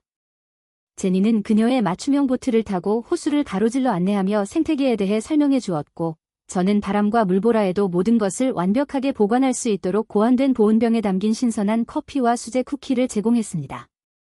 우리는 데이비드의 점점 더 비싸지는 카메라 장비의 전문 모델처럼 포즈를 취한 독수리, 무스, 비버 가족을 발견했습니다. 전 세계 리조트에 묵어봤어요. 패트리샤가 조용한 만에서 찰랑거리는 물소리와 새소리만 들리는 가운데 내게 말했다. 하지만 이렇게 어떤 장소에 푹 빠져본 적은 없어요. 마치 자연 다큐멘터리 속에 있는 것 같아요. 진짜예요. 우리는 여러분이 바로 그런 경험을 하기를 바랐습니다. 어떻게 여기로 오게 됐어요? 데이비드가 물었다. 이곳은 사업을 시작하기에 너무 엉뚱한 곳 같아요. 나는 내 구원이 되어준 광야를 바라보며 어떻게 대답해야 할지 고민했다. 때로는 원한다고 생각했던 모든 것을 잃어야만 진정으로 필요한 것을 찾을 수 있다는 것을 어떻게 설명해야 할까? 저는 35년 동안 다른 사람들을 편안하게 해줬습니다. 마침내 내가 말했다.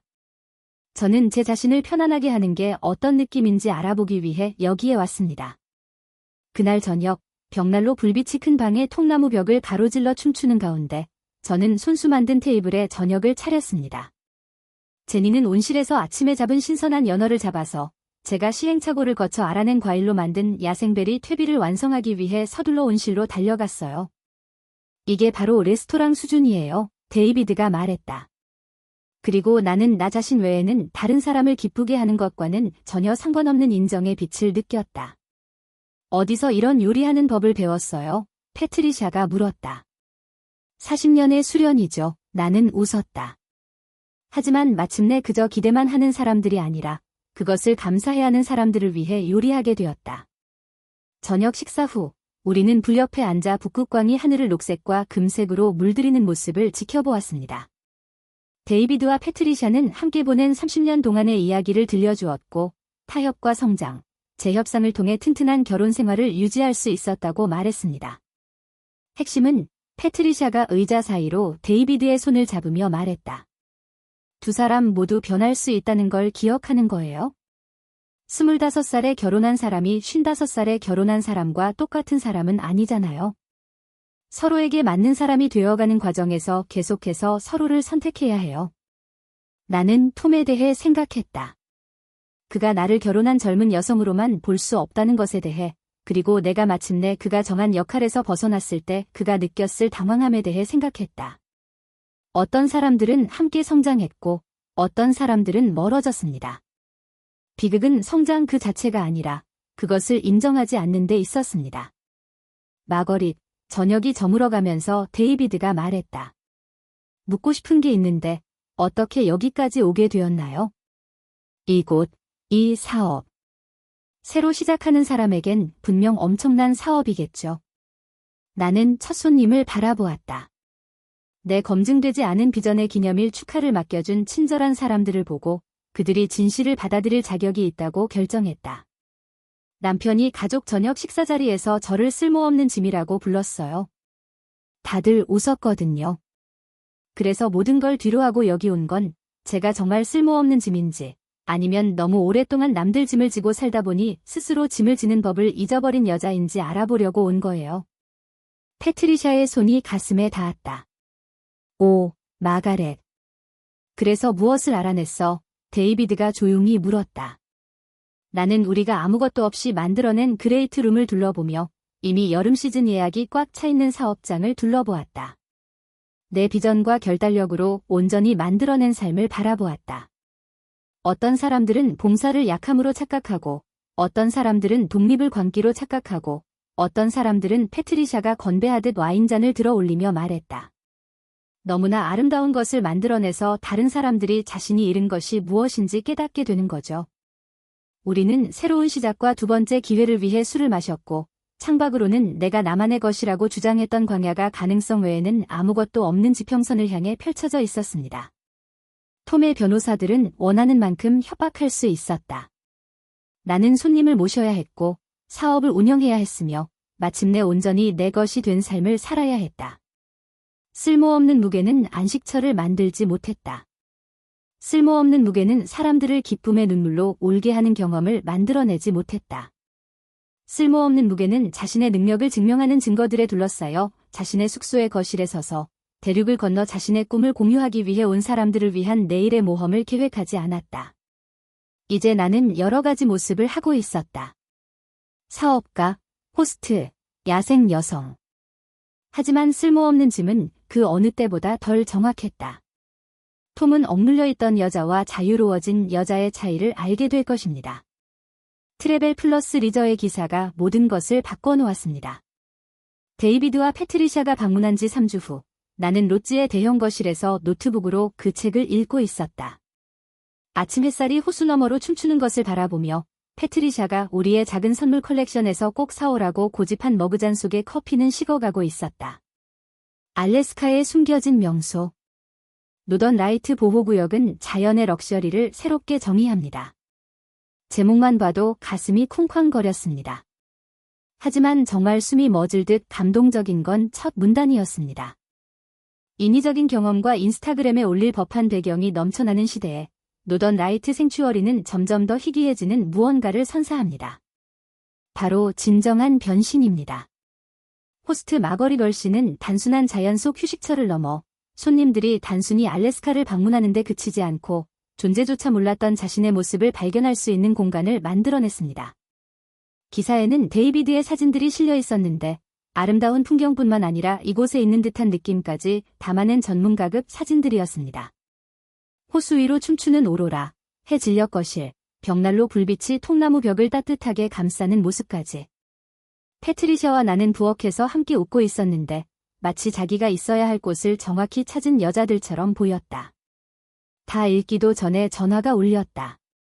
마거릿, 저는 알래스카 관광청의 제니퍼 첸입니다. 첫 번째 전화가 흥분된 목소리로 말했다. 다음 시즌 럭셔리 캠페인에 노던 라이트 보호구역을 포함시키는 것에 대해 논의하고 싶습니다. 이 기사는 진정한 알래스카 경험에 대한 저희의 기대에 딱 맞는 관심을 불러일으키고 있습니다. 오전 내내 전화가 끊이지 않았습니다. 고객 예약을 원하는 여행사, 촬영에 관심 있는 다큐멘터리 제작진, 64세의 새 삶을 시작하는 경험에 대해 글을 써줄 수 있겠느냐고 묻는 출판사까지 있었습니다. 정오 무렵에는 예약 문의가 37건이나 들어왔고 대기자 명단은 내년까지 늘어났습니다. 제니는 점심시간에 몰려드는 전화통화에 당황한 듯 표정이 굳어졌다. 기사 보셨잖아요. 저도 봤어요. 문의가 너무 많아서 이메일 받은 편지함이 2번이나 다운된 것도 봤어요. 마가렛, 정말 대단해요. 하지만 이런 관심을 받을 준비가 되셨나요? 내 성공 소식이 알려지자 그녀는 더 이상 말을 이어갈 필요가 없었다. 이렇게 눈에 띄는 성공이라면 톰이 내 정신 불안정에 대한 이야기를 이어가는 건 불가능할 것이다. 하지만 그렇게 되면 알래스카의 황야에 조용히 숨어서 내 능력을 믿지 않는 사람들의 판단에서 벗어나 내 삶을 재건하는 건 불가능해질 겁니다. 또 다른 게 있어요. 제니가 휴대폰을 꺼내며 말했다. 지역 뉴스에서 특집 기사를 쓰려고 하는데 당신 배경이나 캔자스 출신 사람이 갑자기 알래스카에 나타나 고급 리조트를 지은 이유 같은 걸 묻고 있더라고요. 가슴에 익숙한 답답함이 느껴졌다. 관심 자체에 대한 불안감이 아니라 그 관심이 들려줄 이야기에 대한 불안감이었다. 황야에서 개척자 역할을 하기 위해 가족을 버리고 도망친 여자. 이기적인 꿈을 좇느라 책임을 져버린 아내. 톰과 그의 변호사들이 자신들의 능력 주장을 뒷받침하기 위해 사용할 이야기. 어떤 종류의 질문인가요? 기자분은 사라 킴이라는 친절한 여성분이세요. 담당 기자님의 호텔 업계 경력, 사업 경험, 그리고 이 사업에 대한 자금 조달 방식에 대해 알고 싶어 하세요. 함부로 간섭하려는 게 아니라 어떻게 이렇게 성공적인 사업을 하룻밤 사이에 만들어냈는지 알고 싶어 하시는 거예요. 나는 큰 방창문으로 걸어가며 내 안식처가 된 광활한 자연을 바라보았다. 오후의 햇살이 호수를 금빛으로 물들이고 있었고 저 멀리 어딘가에서 독수리들이 어장 위를 맴도는 모습이 보였다. 이곳은 나에게 가치 있는 것을 향해 달려가는 것과 나를 깎아내리는 것에서 도망치는 것은 다르다는 것을 가르쳐 주었습니다. 인터뷰를 준비해 내가 말했다. 이제 진짜 이야기를 할 때가 됐어. 다음 날 아침 사라 킴이 도착했습니다. 30대의 날카로운 눈매를 가진 여성으로 오랜 세월 사실과 허구를 구분해온 실용적 지성을 갖추고 있었습니다. 우리는 그녀가 녹음 장비를 설치하는 동안 대형방에 앉아 커피와 신선한 블루베리 머핀을 먹었습니다. 우리가 만들어낸 공간에 익숙해지면서 그녀의 전문적인 태도는 부드러워졌습니다. 정말 놀랍네요. 그녀는 롯지를 호텔이 아니라 집처럼 느껴지게 하는 수공의 디테일을 가리키며 말했다. 하지만 한 가지 묻고 싶은 게 있어요. 캔자스의 주부에서 알래스카의 고급 자연 휴양지를 운영하는 사람이 어떻게 될 수 있었을까요? 정말 엄청난 변화죠. 저는 제니의 전화 이후로 이 질문에 대비해왔고 제가 겪은 붕괴에 대해 이전 가족이 만들어낸 이야기에 영향을 주지 않으면서도 진실을 존중하는 방식으로 이야기를 구성하는 방법에 대해 생각해왔습니다. 저는 35년 동안 복잡한 물류를 관리하고 갈등을 해결하고 사람들을 하나로 모으는 경험을 만들고 수십 년간 지속되는 관계를 구축하는 데 시간을 보냈습니다. 라고 말을 시작했습니다. 그저 호텔 매니저라는 직함 대신 주부라는 직함으로 일했을 뿐입니다. 당신의 결혼이 이 사업을 위한 준비였다고 말씀하시는 겁니까? 가정을 관리하고 행사를 기획하고 일정을 조정하고 사람들이 소중하게 여겨지고 편안함을 느끼도록 하는 것이 바로 성공적인 호텔 운영에 필요한 기술이라고 말씀드리는 겁니다. 유일한 차이점은 이제 제가 항상 해왔던 일에 대해 보상을 받는다는 것입니다. 사라는 생각에 잠긴 표정으로 메모를 했다. 하지만 이런 걸 만드는 데 드는 재정적 투자는 아무리 사업 경험이 있는 사람이라도 상당한 액수예요. 이 질문은 내가 두려워하면서도 동시에 기대했던 질문이었다. 쓸모없는 아내가 처음부터 재정적으로 독립해 있었다는 사실을 밝혀야 하는 순간이었다. 부모님은 교육과 자립을 중요하게 생각하셨어요. 내가 조심스럽게 말했다. 부모님은 제가 20년 넘게 정성껏 투자한 유산을 물려주셨죠. 제가 이 변화를 결심했을 때 제대로 해낼 수 있는 자원이 충분했습니다. 그래서 이건 충동적인 결정이 아니었어요. 부동산을 매입하기 전에 알래스카 호텔 시장을 조사하는데 6개월을 투자했습니다. 8개월 동안 리노베이션을 계획하고 지역 공급업체와 파트너십을 구축했습니다. 여기 보시는 모든 것이 신중하게 계획되고 전략적으로 실행되었습니다. 사라는 다시 한번 거실을 둘러보며 체계적인 계획과 전문적인 실행의 증거들을 살펴보았다. 마거릿, 물어봐야 할 게 있어요. 당신 가족이 이 사업에 대해 우려를 표하고 당신의 의사결정 능력에 의문을 제기했다는 소문이 돌고 있어요. 어떻게 생각하세요? 그 순간이 우리 주변에서 구체화되는 것을 느꼈고 인터뷰는 단순히 성공적인 신생 사업에 대한 허세 섞인 글을 넘어 더 큰 무언가로 다가왔다. 이 순간은 다른 사람들이 나를 정의하기 전에 나 자신을 정의하고 이야기를 만들어갈 기회였다. 사라, 한 가지 물어볼 게 있어. 64세 노인이 직장을 그만두고 6개월 만에 전국 잡지에 실릴 만큼 성공적인 사업을 시작했다면 그의 정신적 능력에 의문을 제기할 사람이 있을까? 아마도 그렇지 않을 거예요.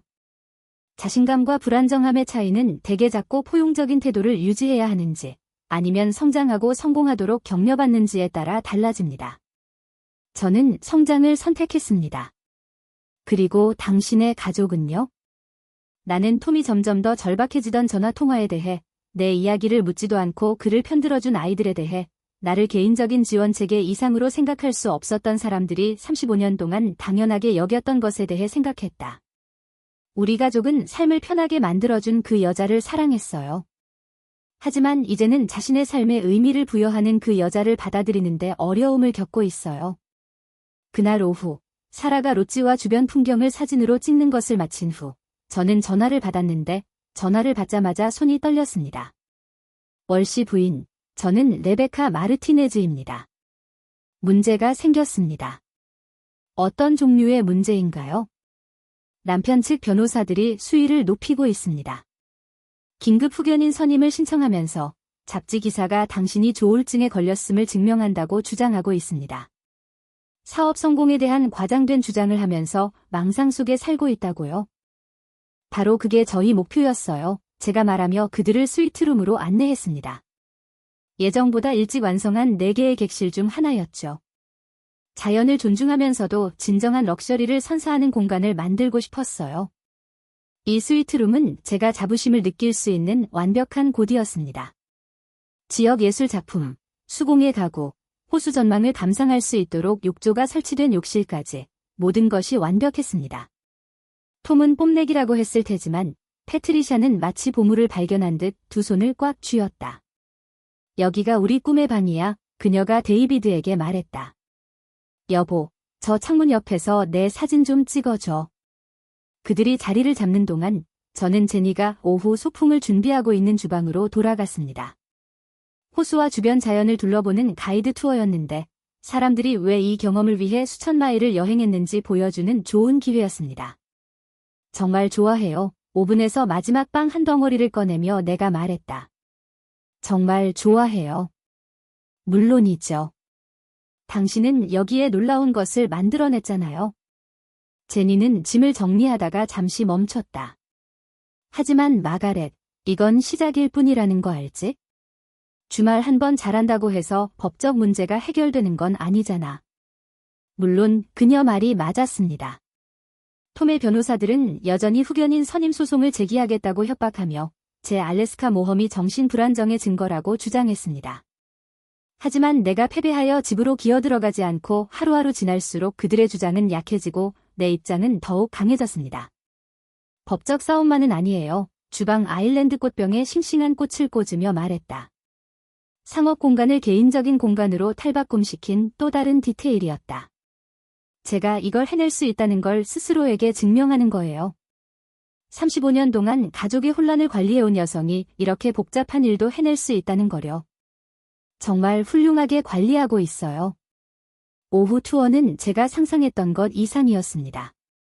제니는 그녀의 맞춤형 보트를 타고 호수를 가로질러 안내하며 생태계에 대해 설명해 주었고, 저는 바람과 물보라에도 모든 것을 완벽하게 보관할 수 있도록 고안된 보온병에 담긴 신선한 커피와 수제 쿠키를 제공했습니다. 우리는 데이비드의 점점 더 비싸지는 카메라 장비의 전문 모델처럼 포즈를 취한 독수리, 무스, 비버 가족을 발견했습니다. 전 세계 리조트에 묵어봤어요. 패트리샤가 조용한 만에서 찰랑거리는 물소리와 새소리만 들리는 가운데 내게 말했다. 하지만 이렇게 어떤 장소에 푹 빠져본 적은 없어요. 마치 자연 다큐멘터리 속에 있는 것 같아요. 진짜예요. 우리는 여러분이 바로 그런 경험을 하기를 바랐습니다. 어떻게 여기로 오게 됐어요? 데이비드가 물었다. 이곳은 사업을 시작하기에 너무 엉뚱한 곳 같아요. 나는 내 구원이 되어준 광야를 바라보며 어떻게 대답해야 할지 고민했다.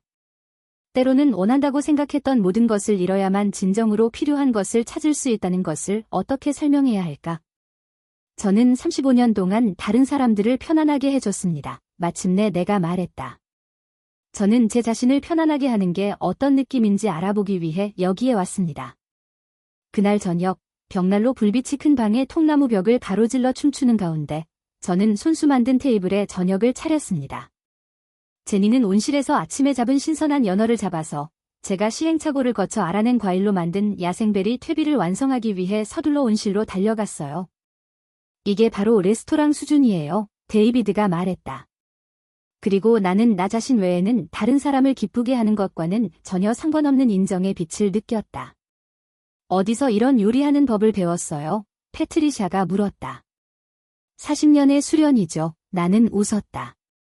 하지만 마침내 그저 기대만 하는 사람들이 아니라 그것을 감사해야 하는 사람들을 위해 요리하게 되었다. 저녁 식사 후 우리는 불 옆에 앉아 북극광이 하늘을 녹색과 금색으로 물들이는 모습을 지켜보았습니다. 데이비드와 패트리샤는 함께 보낸 30년 동안의 이야기를 들려주었고 타협과 성장, 재협상을 통해 튼튼한 결혼 생활을 유지할 수 있었다고 말했습니다. 핵심은 패트리샤가 의자 사이로 데이비드의 손을 잡으며 말했다. 두 사람 모두 변할 수 있다는 걸 기억하는 거예요. 25살에 결혼한 사람이 55살에 결혼한 사람과 똑같은 사람은 아니잖아요. 서로에게 맞는 사람이 되어가는 과정에서 계속해서 서로를 선택해야 해요. 나는 톰에 대해 생각했다. 그가 나를 결혼한 젊은 여성으로만 볼 수 없다는 것에 대해, 그리고 내가 마침내 그가 정한 역할에서 벗어났을 때 그가 느꼈을 당황함에 대해 생각했다. 어떤 사람들은 함께 성장했고 어떤 사람들은 멀어졌습니다. 비극은 성장 그 자체가 아니라 그것을 인정하지 않는 데 있었습니다. 마거릿, 저녁이 저물어가면서 데이비드가 말했다. 묻고 싶은 게 있는데 어떻게 여기까지 오게 되었나요? 이곳, 이 사업. 새로 시작하는 사람에겐 분명 엄청난 사업이겠죠. 나는 첫 손님을 바라보았다. 내 검증되지 않은 비전의 기념일 축하를 맡겨준 친절한 사람들을 보고 그들이 진실을 받아들일 자격이 있다고 결정했다. 남편이 가족 저녁 식사 자리에서 저를 쓸모없는 짐이라고 불렀어요. 다들 웃었거든요. 그래서 모든 걸 뒤로하고 여기 온 건 제가 정말 쓸모없는 짐인지 아니면 너무 오랫동안 남들 짐을 지고 살다 보니 스스로 짐을 지는 법을 잊어버린 여자인지 알아보려고 온 거예요. 패트리샤의 손이 가슴에 닿았다. 오, 마가렛. 그래서 무엇을 알아냈어? 데이비드가 조용히 물었다. 나는 우리가 아무것도 없이 만들어낸 그레이트룸을 둘러보며 이미 여름 시즌 예약이 꽉 차 있는 사업장을 둘러보았다. 내 비전과 결단력으로 온전히 만들어낸 삶을 바라보았다. 어떤 사람들은 봉사를 약함으로 착각하고, 어떤 사람들은 독립을 광기로 착각하고, 어떤 사람들은 패트리샤가 건배하듯 와인잔을 들어 올리며 말했다. 너무나 아름다운 것을 만들어내서 다른 사람들이 자신이 잃은 것이 무엇인지 깨닫게 되는 거죠. 우리는 새로운 시작과 두 번째 기회를 위해 술을 마셨고, 창밖으로는 내가 나만의 것이라고 주장했던 광야가 가능성 외에는 아무것도 없는 지평선을 향해 펼쳐져 있었습니다. 톰의 변호사들은 원하는 만큼 협박할 수 있었다. 나는 손님을 모셔야 했고, 사업을 운영해야 했으며, 마침내 온전히 내 것이 된 삶을 살아야 했다. 쓸모없는 무게는 안식처를 만들지 못했다. 쓸모없는 무게는 사람들을 기쁨의 눈물로 울게 하는 경험을 만들어내지 못했다. 쓸모없는 무게는 자신의 능력을 증명하는 증거들에 둘러싸여 자신의 숙소의 거실에 서서 대륙을 건너 자신의 꿈을 공유하기 위해 온 사람들을 위한 내일의 모험을 계획하지 않았다. 이제 나는 여러 가지 모습을 하고 있었다. 사업가, 호스트, 야생 여성. 하지만 쓸모없는 짐은 그 어느 때보다 덜 정확했다. 톰은 억눌려 있던 여자와 자유로워진 여자의 차이를 알게 될 것입니다. 트래벨 플러스 리저의 기사가 모든 것을 바꿔놓았습니다. 데이비드와 패트리샤가 방문한 지 3주 후, 나는 로지의 대형 거실에서 노트북으로 그 책을 읽고 있었다. 아침 햇살이 호수 너머로 춤추는 것을 바라보며 패트리샤가 우리의 작은 선물 컬렉션에서 꼭 사오라고 고집한 머그잔 속의 커피는 식어가고 있었다. 알래스카의 숨겨진 명소. 노던 라이트 보호구역은 자연의 럭셔리를 새롭게 정의합니다. 제목만 봐도 가슴이 쿵쾅거렸습니다. 하지만 정말 숨이 멎을 듯 감동적인 건 첫 문단이었습니다. 재판장님, 저는 35년 동안 주부라는 직함으로 복잡한 운영을 관리했습니다. 일정을 조정하고, 예산을 관리하고, 갈등을 해결하고, 사람들을 하나로 모으는 경험을 만들어냈습니다. 새 아이를 키우고, 남편의 직장 생활을 지원하며, 재정적으로 자립할 수 있을 만큼 돈을 모았습니다. 그런데도 사람들은 제 기여가 월급이 없다는 이유로 남편보다 가치가 낮다고 말했습니다. 법정에 들어선 후 처음으로 톰을 똑바로 바라보았다. 우리 자산 일부를 써서 내 기술과 학력을 활용할 사업을 하자고 제안했을 때 남편은 나를 쓸모없는 존재라고 불렀다. 아이들은 웃었다. 그 순간 나는 선택권이 있다는 것을 깨달았다. 그들이 내 가치를 평가하는 것을 계속 받아들일 수도 있고 아니면 내가 틀렸다는 것을 증명할 수도 있었다. 그리고 당신은 알래스카로 이사함으로써 그것이 틀렸다는 것을 증명하기로 선택했습니다. 제 손과 마음, 그리고 제 돈으로 의미 있는 무언가를 만들어냄으로써 제 생각이 틀렸다는 것을 증명하기로 했습니다. 버몬트나 콜로라도 또는 다른 어느 곳이 아니라 알래스카에서 그 일을 하기로 선택했다는 사실은 제 역량과는 아무런 상관이 없습니다. 크리스 판사는 메모를 하다가 아마도 찬성하는 듯한 눈빛으로 나를 올려다보았다. 월시 부인, 결정에 대해 후회하시는 점이 있으신가요? 나는 그 질문에 대해 신중하게 생각했다. 법적인 문제뿐만 아니라 인간적인 문제, 결코 함께하지 못할 가족 저녁 식사, 결코 알 수 없을 손주들, 더 잘 맞는 삶을 추구하며 뒤로한 삶까지 고려했다. 이런 선택을 할 만큼 제 자신을 소중히 여기기까지 64년이 걸렸다는 게 후회스럽습니다. 가족들이 제 만족을 위해 큰 모습보다는 자신들에게 편안한 작은 모습을 더 선호했다는 것도 후회스럽습니다. 하지만 제가 항상 저 자신에 대해 알고 있었던 것, 즉 마침내 시도할 수 있게 되었을 때 비범한 일을 해낼 수 있다는 것을 증명하는 무언가를 만들어낸 건 후회하지 않습니다. 법정은 한동안 조용했다. 그때 크리스 판사가 말했다. 그녀의 목소리에는 수십 년간 진실과 조작을 가려낸 권위가 묻어났다. 해리슨 씨, 귀하의 청원은 기각됩니다. 월시 부인은 능력의 감소가 아니라 능력의 확대를 입증했습니다. 증거는 그녀가 평생 쌓아온 경영 능력을 수익성 있는 사업으로 성공적으로 전환했다는 것을 보여줍니다. 일부 가족 구성원이 그녀의 선택을 반대한다는 것은 후견인 선임 사유가 되지 않습니다. 그녀는 톰의 테이블로 돌아섰고 표정은 엄숙했다. 게다가 잠재적 상속인들의 이익을 위해 유능한 성인의 재정적 결정을 법원 시스템을 이용해 통제하려는 시도가 우려됩니다. 월시 부인, 당신은 당신의 자산과 삶을 당신이 적절하다고 생각하는 대로 자유롭게 관리하실 수 있습니다. 망치가 내려지고 법정이 비기 시작했을 때 나는 승리에도 불구하고 이상하게 공허함을 느끼며 복도에 섰다. 톰이 천천히 다가왔고 그의 변호사들은 공손한 거리를 두고 물러섰다. 맥이, 그가 조용히 말했는데 그의 목소리에서 전에 들어본 적 없는 무언가가 느껴졌다. 진정한 패배감이었다. 이제 마가렛이에요. 마가렛, 그는 67세보다 더 늙어 보였다. 몇 달간의 법적 싸움과 그가 당연하게 여겼던 여자가 다시는 돌아오지 않을 것이라는 사실을 점차 깨닫고 지쳐 보였다. 이렇게까지 될 줄은 전혀 생각지 못했다는 걸 알려드리고 싶어요. 무슨 말씀이세요? 내가 집에 돌아오길 바랐어. 충분히 어렵게, 충분히 비싸게 만들면 내가 이 모든 게 실수였다는 걸 깨닫고 내가 있어야 할 곳으로 돌아올 거라고 생각했어. 나는 30년 동안 나와 침대를 같이 했고 내 아이들을 키웠으며 사랑이란 사람들을 통제할 수 있을 만큼 작게 유지하는 것이라고 스스로를 설득했던 남자를 바라보았다. 톰, 마침내 내가 있어야 할 곳에 도착했구나. 미안하지만 너는 여기에 포함되지 않았어. 그는 천천히 고개를 끄덕였다. 아마도 처음으로 어떤 이탈은 영구적이고 어떤 성장은 되돌릴 수 없다는 것을 깨달았을 것이다. 아이들이 너를 보고 싶어 해, 특히 사라. 우리가 너를 어떻게 대했는지, 우리가 뭘 놓쳤을지 계속 물어봐. 그들은 내가 어디에 있는지 알고 있어요. 나는 법원에서, 법적 싸움에서, 결코 맞지 않았던 삶과 나를 연결해주던 마지막 실에서 멀어졌습니다. 레베카는 나를 공항까지 데려다 주었고 제니는 전세기를 타고 나를 집으로 데려다 줄 테니 그 비행기는 내 호수, 내 사업장, 자연 속에 정성 들여 만든 내 안식처로 데려다 줄 것이다. 페어몬트 역을 향해 북쪽으로 날아가는 동안 나는 도시의 풍경이 끝없이 펼쳐진 숲으로 바뀌는 것을 지켜보았다. 문명의 복잡한 패턴에서 깨끗하고 단순한 자연으로. 크리스 판사는 한 가지를 틀렸습니다.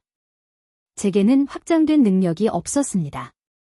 저는 항상 그 능력을 가지고 있었습니다. 이제서야 두려움 대신 가치를 인정받는 곳을 찾은 것입니다. 비행기가 집으로 비스듬히 기울어가자 나는 다음 사업 확장을 계획하기 시작했다. 쓸모없는 무게는 법정에서 이길 수 없었다. 쓸모없는 무게는 사람들의 삶을 바꾸는 사업을 만들어내지 못했지만 35년 동안 다른 모든 사람을 떠받쳐온 여성이라면 자신이 선택한 어떤 지평이든 분명 나아갈 수 있을 것이다. 법정 심리가 끝난 지 2년 후 나는 메인 로지의 데크에 서서 헬리콥터가 우리 전용 헬리패드에 착륙하는 것을 지켜보았습니다. 그 헬리패드는 현재 200에이커에 달하는 부지에 추가된 가장 최근의 시설이며 1년 내내 37명이 근무하고 있습니다. 가을 공기는 상쾌했고 겨울이 다가올 것을 예고하는 듯했으며 호수 건너편 산에는 신선한 눈으로 덮인 왕관이 펼쳐져 있었고 이 눈은 곧 세상을 수정처럼 맑은 원더랜드로 바꿔놓을 것이었습니다. 겨울 손님들은 이 나라에 머물기 위해 프리미엄 가격을 지불했습니다. 헬리콥터 승객들은 마치 꿈꿔왔던 곳으로 발을 내딛는 사람들처럼 조심스럽게 움직였다. 실리콘밸리 출신의 한 기술 CEO와 그녀의 가족은 50번째 생일을 맞아 예약 담당자가 궁극의 디지털 디톡스 경험이라고 묘사한 이 경험을 즐겼다. 그들은 여기서 5일을 보내며 제니와 함께 플라이 낚시를 배우고 야생동물 사진 워크숍에 참여하고 알림으로 방해받지 않을 때의 고요함이 어떤 것인지 알아갔습니다. 하지만 내 심장을 쿵쾅거리게 만든 것은 두 번째 헬리콥터였다. 사라가 먼저 나타나 마치 어머니의 세상을 처음 보는 사람처럼 눈을 크게 뜨고 주변을 둘러보았다. 그녀 뒤로 마이클, 그리고 데이비드, 그리고 내 세 자녀가 마침내 내 초대를 받아들였다. 한때 정신붕괴의 증거라 일축했던 내 삶을 직접 만나러 온 것이다. 엄마, 사라가 말했다. 목소리에는 뭔가 다른 게 묻어났다. 지난번 가족 저녁 식사 때 기억했던 무심한 무시가 아니라 진심 어린 경외심과 어쩌면 후회가 섞인 목소리였다. 이건 정말 믿을 수 없을 만큼 대단해. 그녀의 말이 맞았다. 노던 라이트 보호구역은 내 가장 야심찬 꿈조차 뛰어넘는 무언가로 성장했다. 메인 로지는 이 제12개의 고급 스위트룸을 갖추게 되었으며 각 스위트룸은 알래스카 자연의 아름다움을 각기 다른 모습으로 보여주도록 설계되었습니다.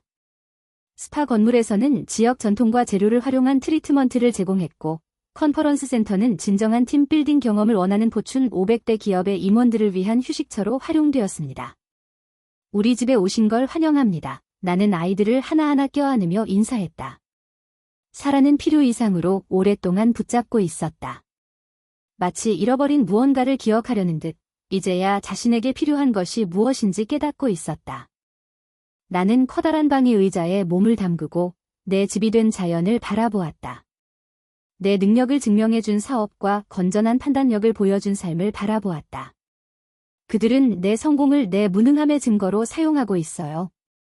그들은 당신 나이에 합리적인 사람이라면 가족을 버리고 자연 휴양지를 차릴 리가 없다고 주장하고 당신이 만들어내는 홍보는 조증적인 행동의 증거이며 모든 것을 잃기 전에 누군가가 당신을 스스로로부터 보호해야 한다고 주장합니다.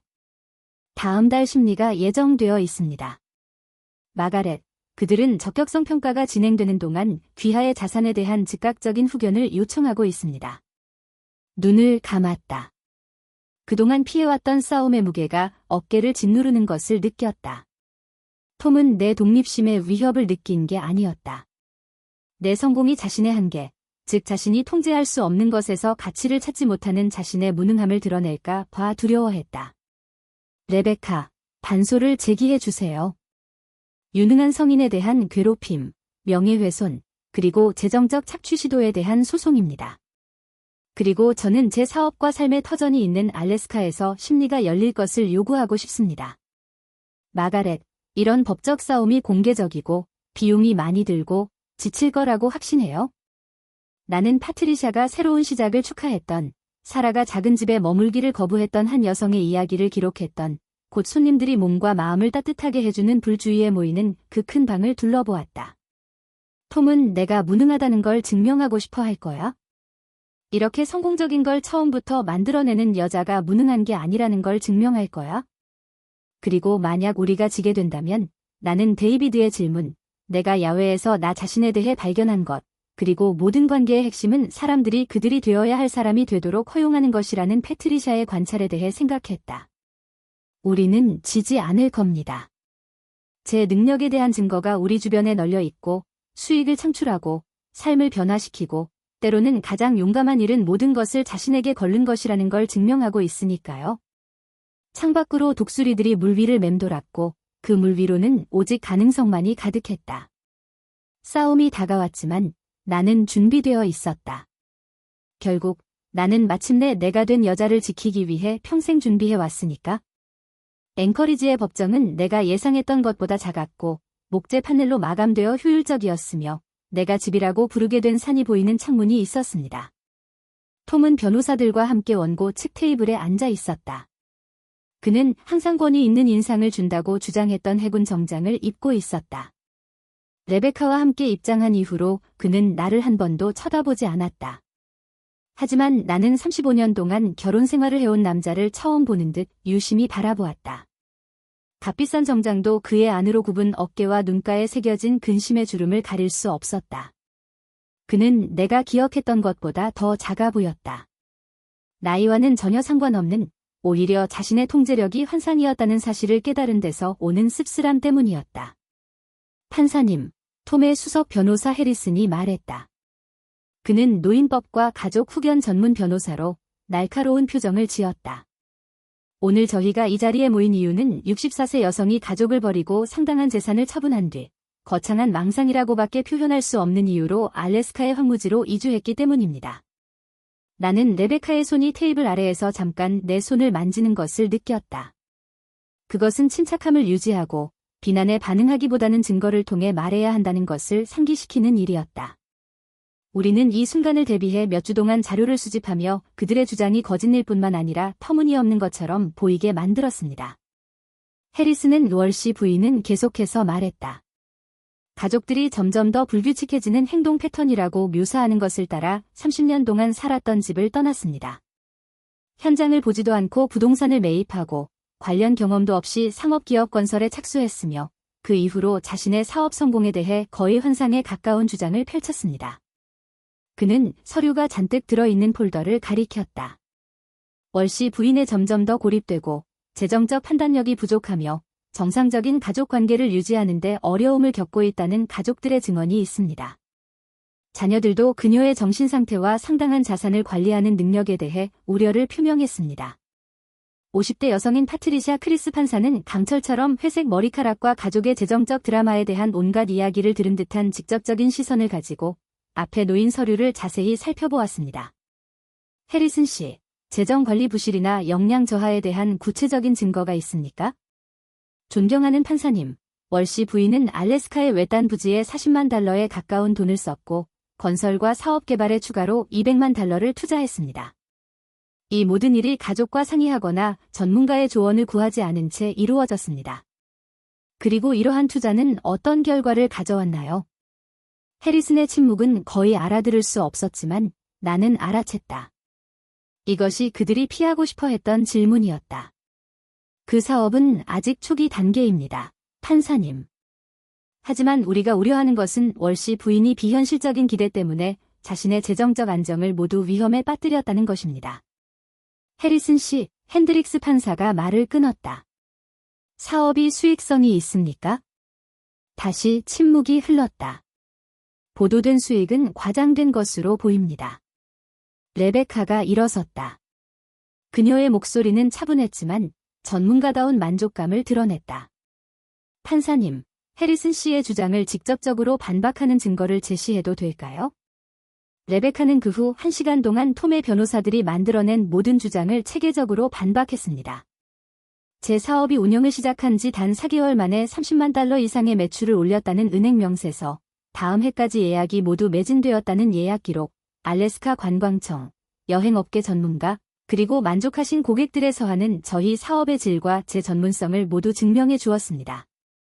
게다가 재판장님, 레베카가 마지막 서류철을 꺼내며 말했다. 월시 씨와 그의 가족이 월시 부인의 무능력을 선언하는데 상당한 재정적 이해관계가 있다는 서류가 있습니다. 월시 부인이 사망하거나 무능력하게 되면 그들은 현재 약 600만 달러 상당의 자산을 상속받게 됩니다. 법정은 조용해졌다.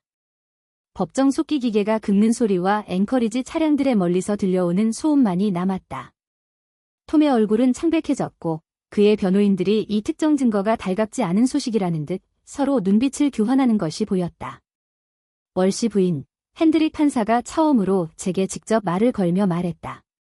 부인님의 말씀을 듣고 싶습니다. 알래스카로 이주하여 이 사업을 시작하기로 결정하신 이유를 직접 설명해 주십시오. 나는 천천히 일어섰다. 이 순간을 만들어낸 모든 것의 무게를 느꼈다. 가족들과 함께 식탁에서 터져나온 웃음소리, 미지의 무언가를 향해 북쪽으로 차를 몰고 가기로 한 결정, 몇 달 동안 쌓아올린 건설과 계획, 그리고 온전히 나만의 삶을 천천히, 조심스럽게 쌓아올린 과정. 저는 그들에게 모든 것을 둘러보며 어머니가 만들어주신 것을 받아들이면서 표정이 바뀌는 모습을 지켜보았습니다. 제가 특별한 날을 위해 여전히 대표 요리를 만들어주던 상업용 주방. 초판본과 지역 역사 자료가 가득한 도서관은 손님들의 저녁 시간을 나처럼 풍요롭게 만들어 주었습니다. 방문 예술가들이 현대 기술과 함께 전통 공예를 가르치는 워크숍 공간도 있었습니다. 이 모든 일을 당신이 했어요. 데이비드가 회의실에 서서 물었다. 포춘 500대 기업 임원들이 경적 소리조차 들리지 않는 황무지를 바라보며 전략을 구상하고 있었다. 당신이 계획하고 관리하고 건설했다는 뜻이죠. 도움이 있었죠. 제니와 마리아, 그리고 제 꿈을 현실로 만들어준 수십 명의 지역 장인들을 떠올리며 말했다. 그래도 제가 이 모든 걸 다 해냈어요. 마이클은 비즈니스 센터에 전시된 재무 차트를 살펴보고 있었다. 방문객 수, 매출 예측, 고용 통계는 우리의 성공이 지역 전체에 얼마나 큰 영향을 미쳤는지 보여주었다. 엄마, 이 숫자들은 취미가 아니에요. 이건 대규모 접객업이에요. 카운티 인구의 절반을 고용하고 계시잖아요. 실제로는 43%예요. 겨울 확장 공사가 완료되면 51%가 될 거예요. 그들은 저녁 식사 동안 조용히 있었고 제니가 아침에 잡은 연어와 온실에서 재배한 야채를 먹으며 자신들이 알고 있다고 생각했던 어머니와 그 여자를 연결시키려고 노력했습니다. 식당 창문 밖으로는 오로라가 하늘을 녹색과 금색띠로 물들이고 있었다. 내가 일기예보처럼 읽는 법을 배웠던 바로 그 빛이었다. 사과할 게 있어요. 사라가 마침내 말하며 포크를 내려놓고 이곳에 온 이후 처음으로 나를 똑바로 바라보았다. 우리 모두 사과해야 해요. 당신은 나에게 아무것도 빚진 것이 없어요.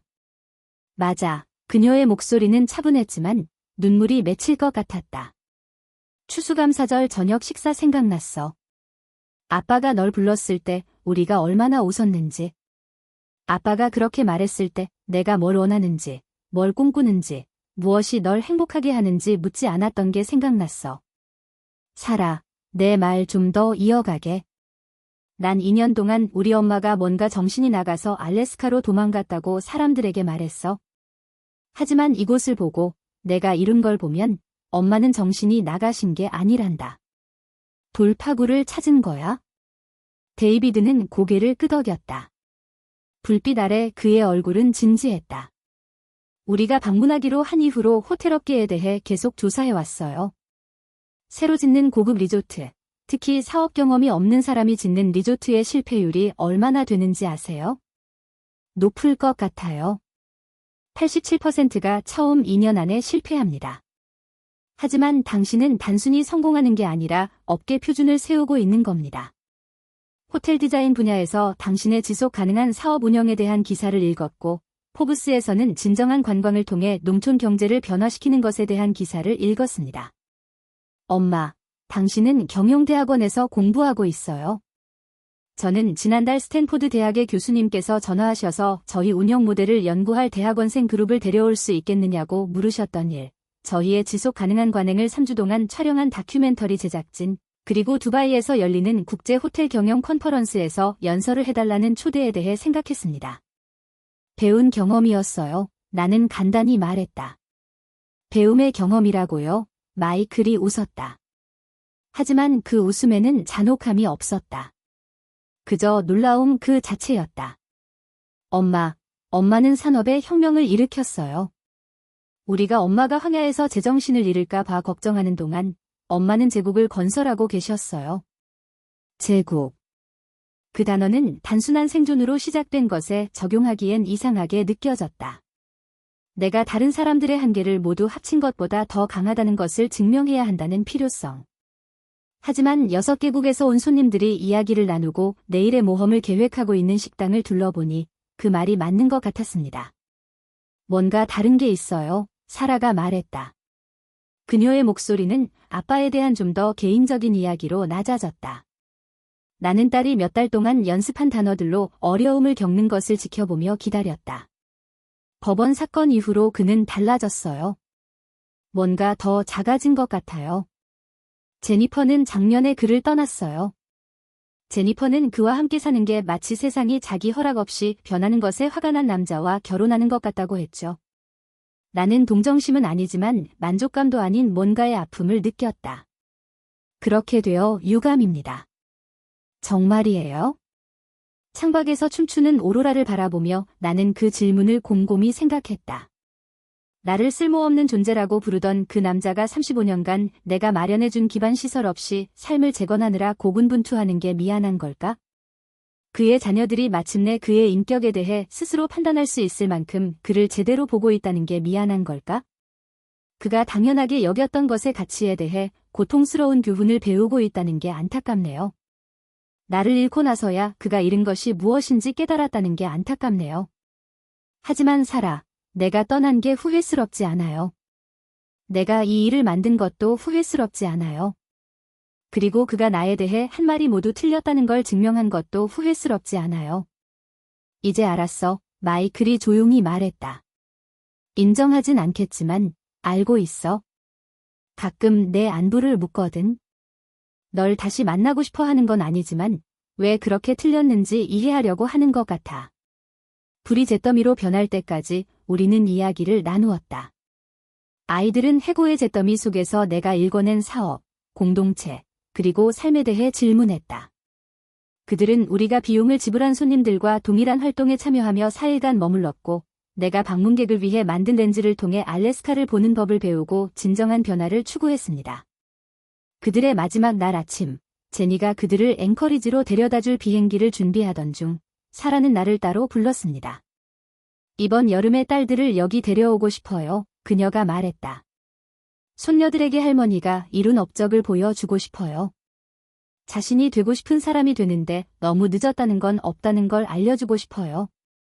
그들은 언제나 환영받습니다. 엄마, 저도 함께하고 싶어요. 손님으로서가 아니고 과거의 죄책감을 느끼는 따님으로서가 아니라 엄마가 여기서 쌓아 올린 것을 이해하고 그것이 성장하도록 돕고 싶은 사람으로서요. 나는 사라를 바라보았다. 내 꿈을 보고 낄낄거렸던 젊은 여자가 아니라 2년 동안 힘과 성공, 그리고 진로를 바꿀 용기에 대해 자신이 안다고 생각했던 모든 것을 의심하며 살아온 어른의 얼굴을 바라보았다. 무슨 생각이었어? 저는 시카고에서 마케팅 회사를 운영하고 있습니다. 디지털 전략, 브랜드 개발, 소셜미디어에 정통하죠. 이곳을 특별하게 만드는 요소를 잃지 않고 사업을 확장할 수 있도록 도와드리겠습니다. 여러분의 이야기를 들어야 할 사람들에게 전할 수 있도록 도와드리겠습니다. 다시 시작하기엔 너무 늦었다고 생각하는 여성들, 서로의 꿈을 소중히 여기는 법을 잊어버린 가족들에게도 말입니다. 가슴에 따뜻한 무언가가 깃드는 것을 느꼈다. 가족관계의 목말은 누군가의 간절한 감사가 아니라 정직한 계산을 통해 얻은 상호 존중의 확고한 만족감이었다. 그럴게요, 내가 말했다. 정말로 그럴게요. 헬리콥터가 이륙하여 아이들을 미국 본토 48개 주의 삶으로 데려가는 동안 나는 갑판에 서서 아이들이 광활한 알래스카 하늘 속으로 사라지는 모습을 지켜보았습니다. 그들은 자연으로 도망간 괴짜 어머니를 만나러 가야 한다는 의무감 때문에 돌아온 것이 아니라 이곳에서 보존할 가치가 있는 무언가를 발견했기 때문에 돌아올 것입니다. 제니가 갑판으로 나와 합류했고 헬리콥터가 사라진 지평선을 바라보는 내 시선을 따라갔다. 이제 다들 알았어요. 그녀가 말했다. 드디어 당신이 여기 뭘 지었는지 알게 됐어요. 그들은 우리 모두가 여기서 무엇을 만들어냈는지 봅니다. 사람들이 각자의 한계를 뛰어넘는 더 큰 무언가를 믿었기 때문에 이곳이 존재하게 된 겁니다. 그런데 말이 나와서 말인데 제니가 씩웃으며 휴대폰을 꺼냈다. 방금 내셔널 지오그래픽 다큐멘터리 제작진에게서 확인을 받았어요. 지속 가능한 관광에 대한 시리즈에 우리를 출연시키고 싶어 하거든요. 전체 에피소드, 황금 시간대, 해외 배급으로요. 나는 나의 안식처가 된 자연, 내 능력을 증명해준 사업, 내 공헌을 당연하게 여기지 않고 가치 있게 여겨주는 지역사회를 바라보았습니다. 캔자스 어딘가에서 톰은 아마 내가 그의 집에 살 때는 한 번도 사본 적 없는 잡지에서 내 성공담을 읽고 있었을 것이다. 세상 어딘가에서 여자들은 나와 똑같은 선택을 하고 있었을 것이다. 다른 모든 사람들이 자신에게 불리한 결정을 내렸을 때 자신에게 모든 것을 걸었다. 일정을 잡아 내가 말했다. 쓸데없는 짐이 마침내 모든 사람을 지탱하지 못하게 되면 그 짐이 어떤 결과를 가져올 수 있는지 온 세상이 알게 될 때가 됐어. 오로라는 오늘 밤 일찍 시작되어 하늘을 이름 모를 색깔로 물들이며 익숙한 한계에서 벗어나 나만의 웅장함을 발견할 만큼 멀리 여행을 떠났을 때 가장 아름다운 일이 일어난다는 것을 상기시켜 주었습니다. 나는 운영해야 할 제국이 있었습니다. 취재진은 10월의 어느 상쾌한 아침, 가을 햇살이 온 세상을 금빛으로 물들이던 어느 날 도착했다. 5년 전 내가 처음 도착했을 때는 그저 사냥터였던 길을 그들의 장비 트럭이 덜컹거리며 달리고 있었다. 지금은 전 세계에서 온 방문객을 실어 나르는 투어버스가 월스트리트 저널이 북미에서 가장 정통적인 럭셔리 자연 휴양지라고 칭한 곳을 경험할 수 있을 만큼 넓게 포장되고 관리되고 있습니다. 저는 6개월 전 알래스카로 영구 이주하여 확장 중인 저희 사업을 관리하게 된 사라와 함께 오전 예약을 검토하던 메인 롯지의 대형 객실에서 그들이 준비하는 모습을 지켜보았습니다. 내 딸, 이제는 진정한 파트너가 된 그녀는 내 눈동자 색깔만 물려받은 게 아니었다. 그녀의 마케팅 캠페인은 노던 라이트 생추어리를 지역 비밀 장소에서 국제적인 명소로 탈바꿈시켰고 동시에 그 경험을 의미 있게 만들어준 친밀하고 진정성 있는 분위기는 어떻게든 유지했다. 60미니츠 제작진은 개요 인터뷰부터 시작하려고 합니다. 세러는 준비해온 세부 일정을 확인하며 말했다. 그런 다음 게스트 활동, 스태프 인터뷰, 그리고 마을 지역 사회 영향에 대한 부분을 촬영할 겁니다. 60분, 3개월 전, 내셔널 지오그래픽 특집을 보고 인생의 후반부에서 나타나는 재창조 현상을 탐구하고 싶다는 프로듀서에게서 전화가 왔습니다. 하지만 나는 그들이 쫓고 있는 진짜 이야기를 알고 있었다. 가족에게 버림받았던 한 여성이 너무나 성공적인 일을 해냈기에 모두가 나이, 성별, 그리고 진로를 바꿀 용기에 대한 고정관념을 다시 생각하게 되었다. 인터뷰는 산이 배경이 되어 모든 장면이 엽서처럼 보이는 가운데 호수가 내려다 보이는 데크에서 진행되었습니다. 특파원 마가렛 브레너는 우리 두 사람 모두의 주의를 끌지 않았던 이름의 우연의 일치로 내가 예상했던 질문과 내가 예상하지 못했던 몇 가지 질문을 했습니다. 마가렛, 그녀는 직원들이 장비를 조정하는 동안 의자에 기대앉으며 말했다. 5년 전만 해도 캔자스에서 평범한 주부셨잖아요. 지금은 63명의 직원을 고용하고 연매출 $1200만 넘는 사업을 운영하고 계시죠. 그 변화를 어떻게 설명하시겠습니까? 저는 잡지, 다큐멘터리, 그리고 우리 사업을 사례 연구로 활용하는 경영대학원 학생들을 위해 이 질문에 수십 번이나 답했습니다. 하지만 그 순간 카메라, 배경, 그리고 이 인터뷰가 수백만 명의 사람들에게 전달될 것이라는 사실 때문에 저는 그 어느 때보다 더 솔직하게 공개적으로 말하고 싶었습니다. 마거릿, 대부분의 사람들이 제게 일어난 일을 오해하는 것 같아요. 마치 제가 완전히 다른 사람이 된 것처럼 변화라고 생각하죠. 하지만 사실 저는 마침내 기대에 부응하는 제 자신이 되었어요. 무슨 말씀이세요? 35년 동안 가정을 관리하면서 복잡한 호텔 운영에 필요한 기술을 완벽하게 갖추게 되었어요. 일정 조율, 예산 관리, 갈등 해결, 사람들을 하나로 모으는 경험 창출까지요. 수십 년 동안 이 모든 일을 해왔으니까요. 다만 달라진 점이 있다면 갑자기 제 기여를 당연하게 여기는 대신 소중히 여겨주는 사람들을 위해 일하게 되었다는 점뿐이었습니다. 하지만 알래스카 자연 속에서 사업을 시작하려면 주부로서는 갖추지 못한 기술이 필요했을 겁니다. 나는 미소를 지으며 이 질문을 수없이 받았던 것을 떠올렸다. 그 질문은 언제나 집안일이 실제 사업보다 덜 복잡하다는 것을 암시하는 방식으로 이루어졌다. 마거릿, 12명 저녁 파티를 준비하면서 10대 3명을 학교에 보내려고 해본 적 있어? 중산층 소득으로 대학 학비를 감당할 수 있는 예산을 관리하고 $5만 달러를 모금한 자선 모금 행사에서 자원봉사 일정을 조정한 적 있어? 예전에는 그게 평범한 화요일이었거든. 그리고 당신의 성공에 대한 당신 가족의 반응은 어땠나요? 이것이 바로 내가 두려워하면서도 동시에 기대했던 질문이었다. 이 이야기는 이제 대중에게 널리 알려진 사실이었다. 법정 공방, 톰이 나를 무능하다고 선언하려 했던 시도, 그리고 아이들과의 점진적인 화해까지.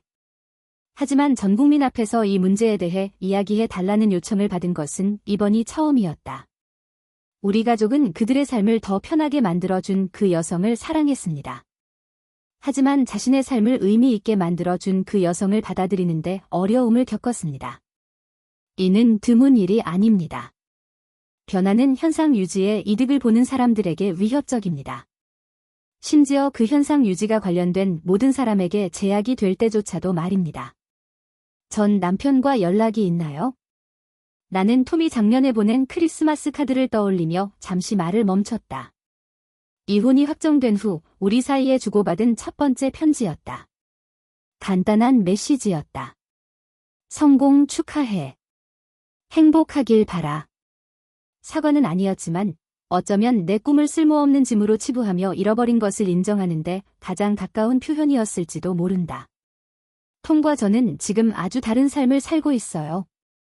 제가 제 선택에서 평화를 찾았듯이 톰도 자신의 선택에서 평화를 찾았으면 좋겠어요. 그럼 비슷한 상황에 처한 다른 여성들은 어떨까요? 가정이나 결혼 생활에서 소외감을 느끼는 여성들은요? 이것이 제가 면접에 응한 이유였습니다. 제 삶을 이렇게까지 철저하게 조사한 이유였습니다. 마케팅 효과 때문이 아니었습니다. 그 후 3년 동안 예약은 탄탄했지만 식당에서 자신의 꿈을 불편하게 여기는 여성들을 위해서였습니다.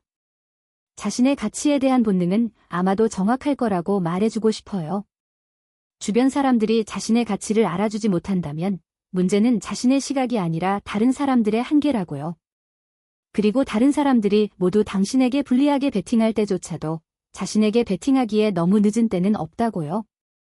인터뷰 후 제작진은 하루 종일 작업 영상을 촬영했고 손님들은 제니와 함께 전통 어업 기술을 배우고 야생동물 사진 워크숍에 참여했으며 저녁에는 모닥불 주위에 모여 변화와 발견에 대한 이야기를 나누었습니다.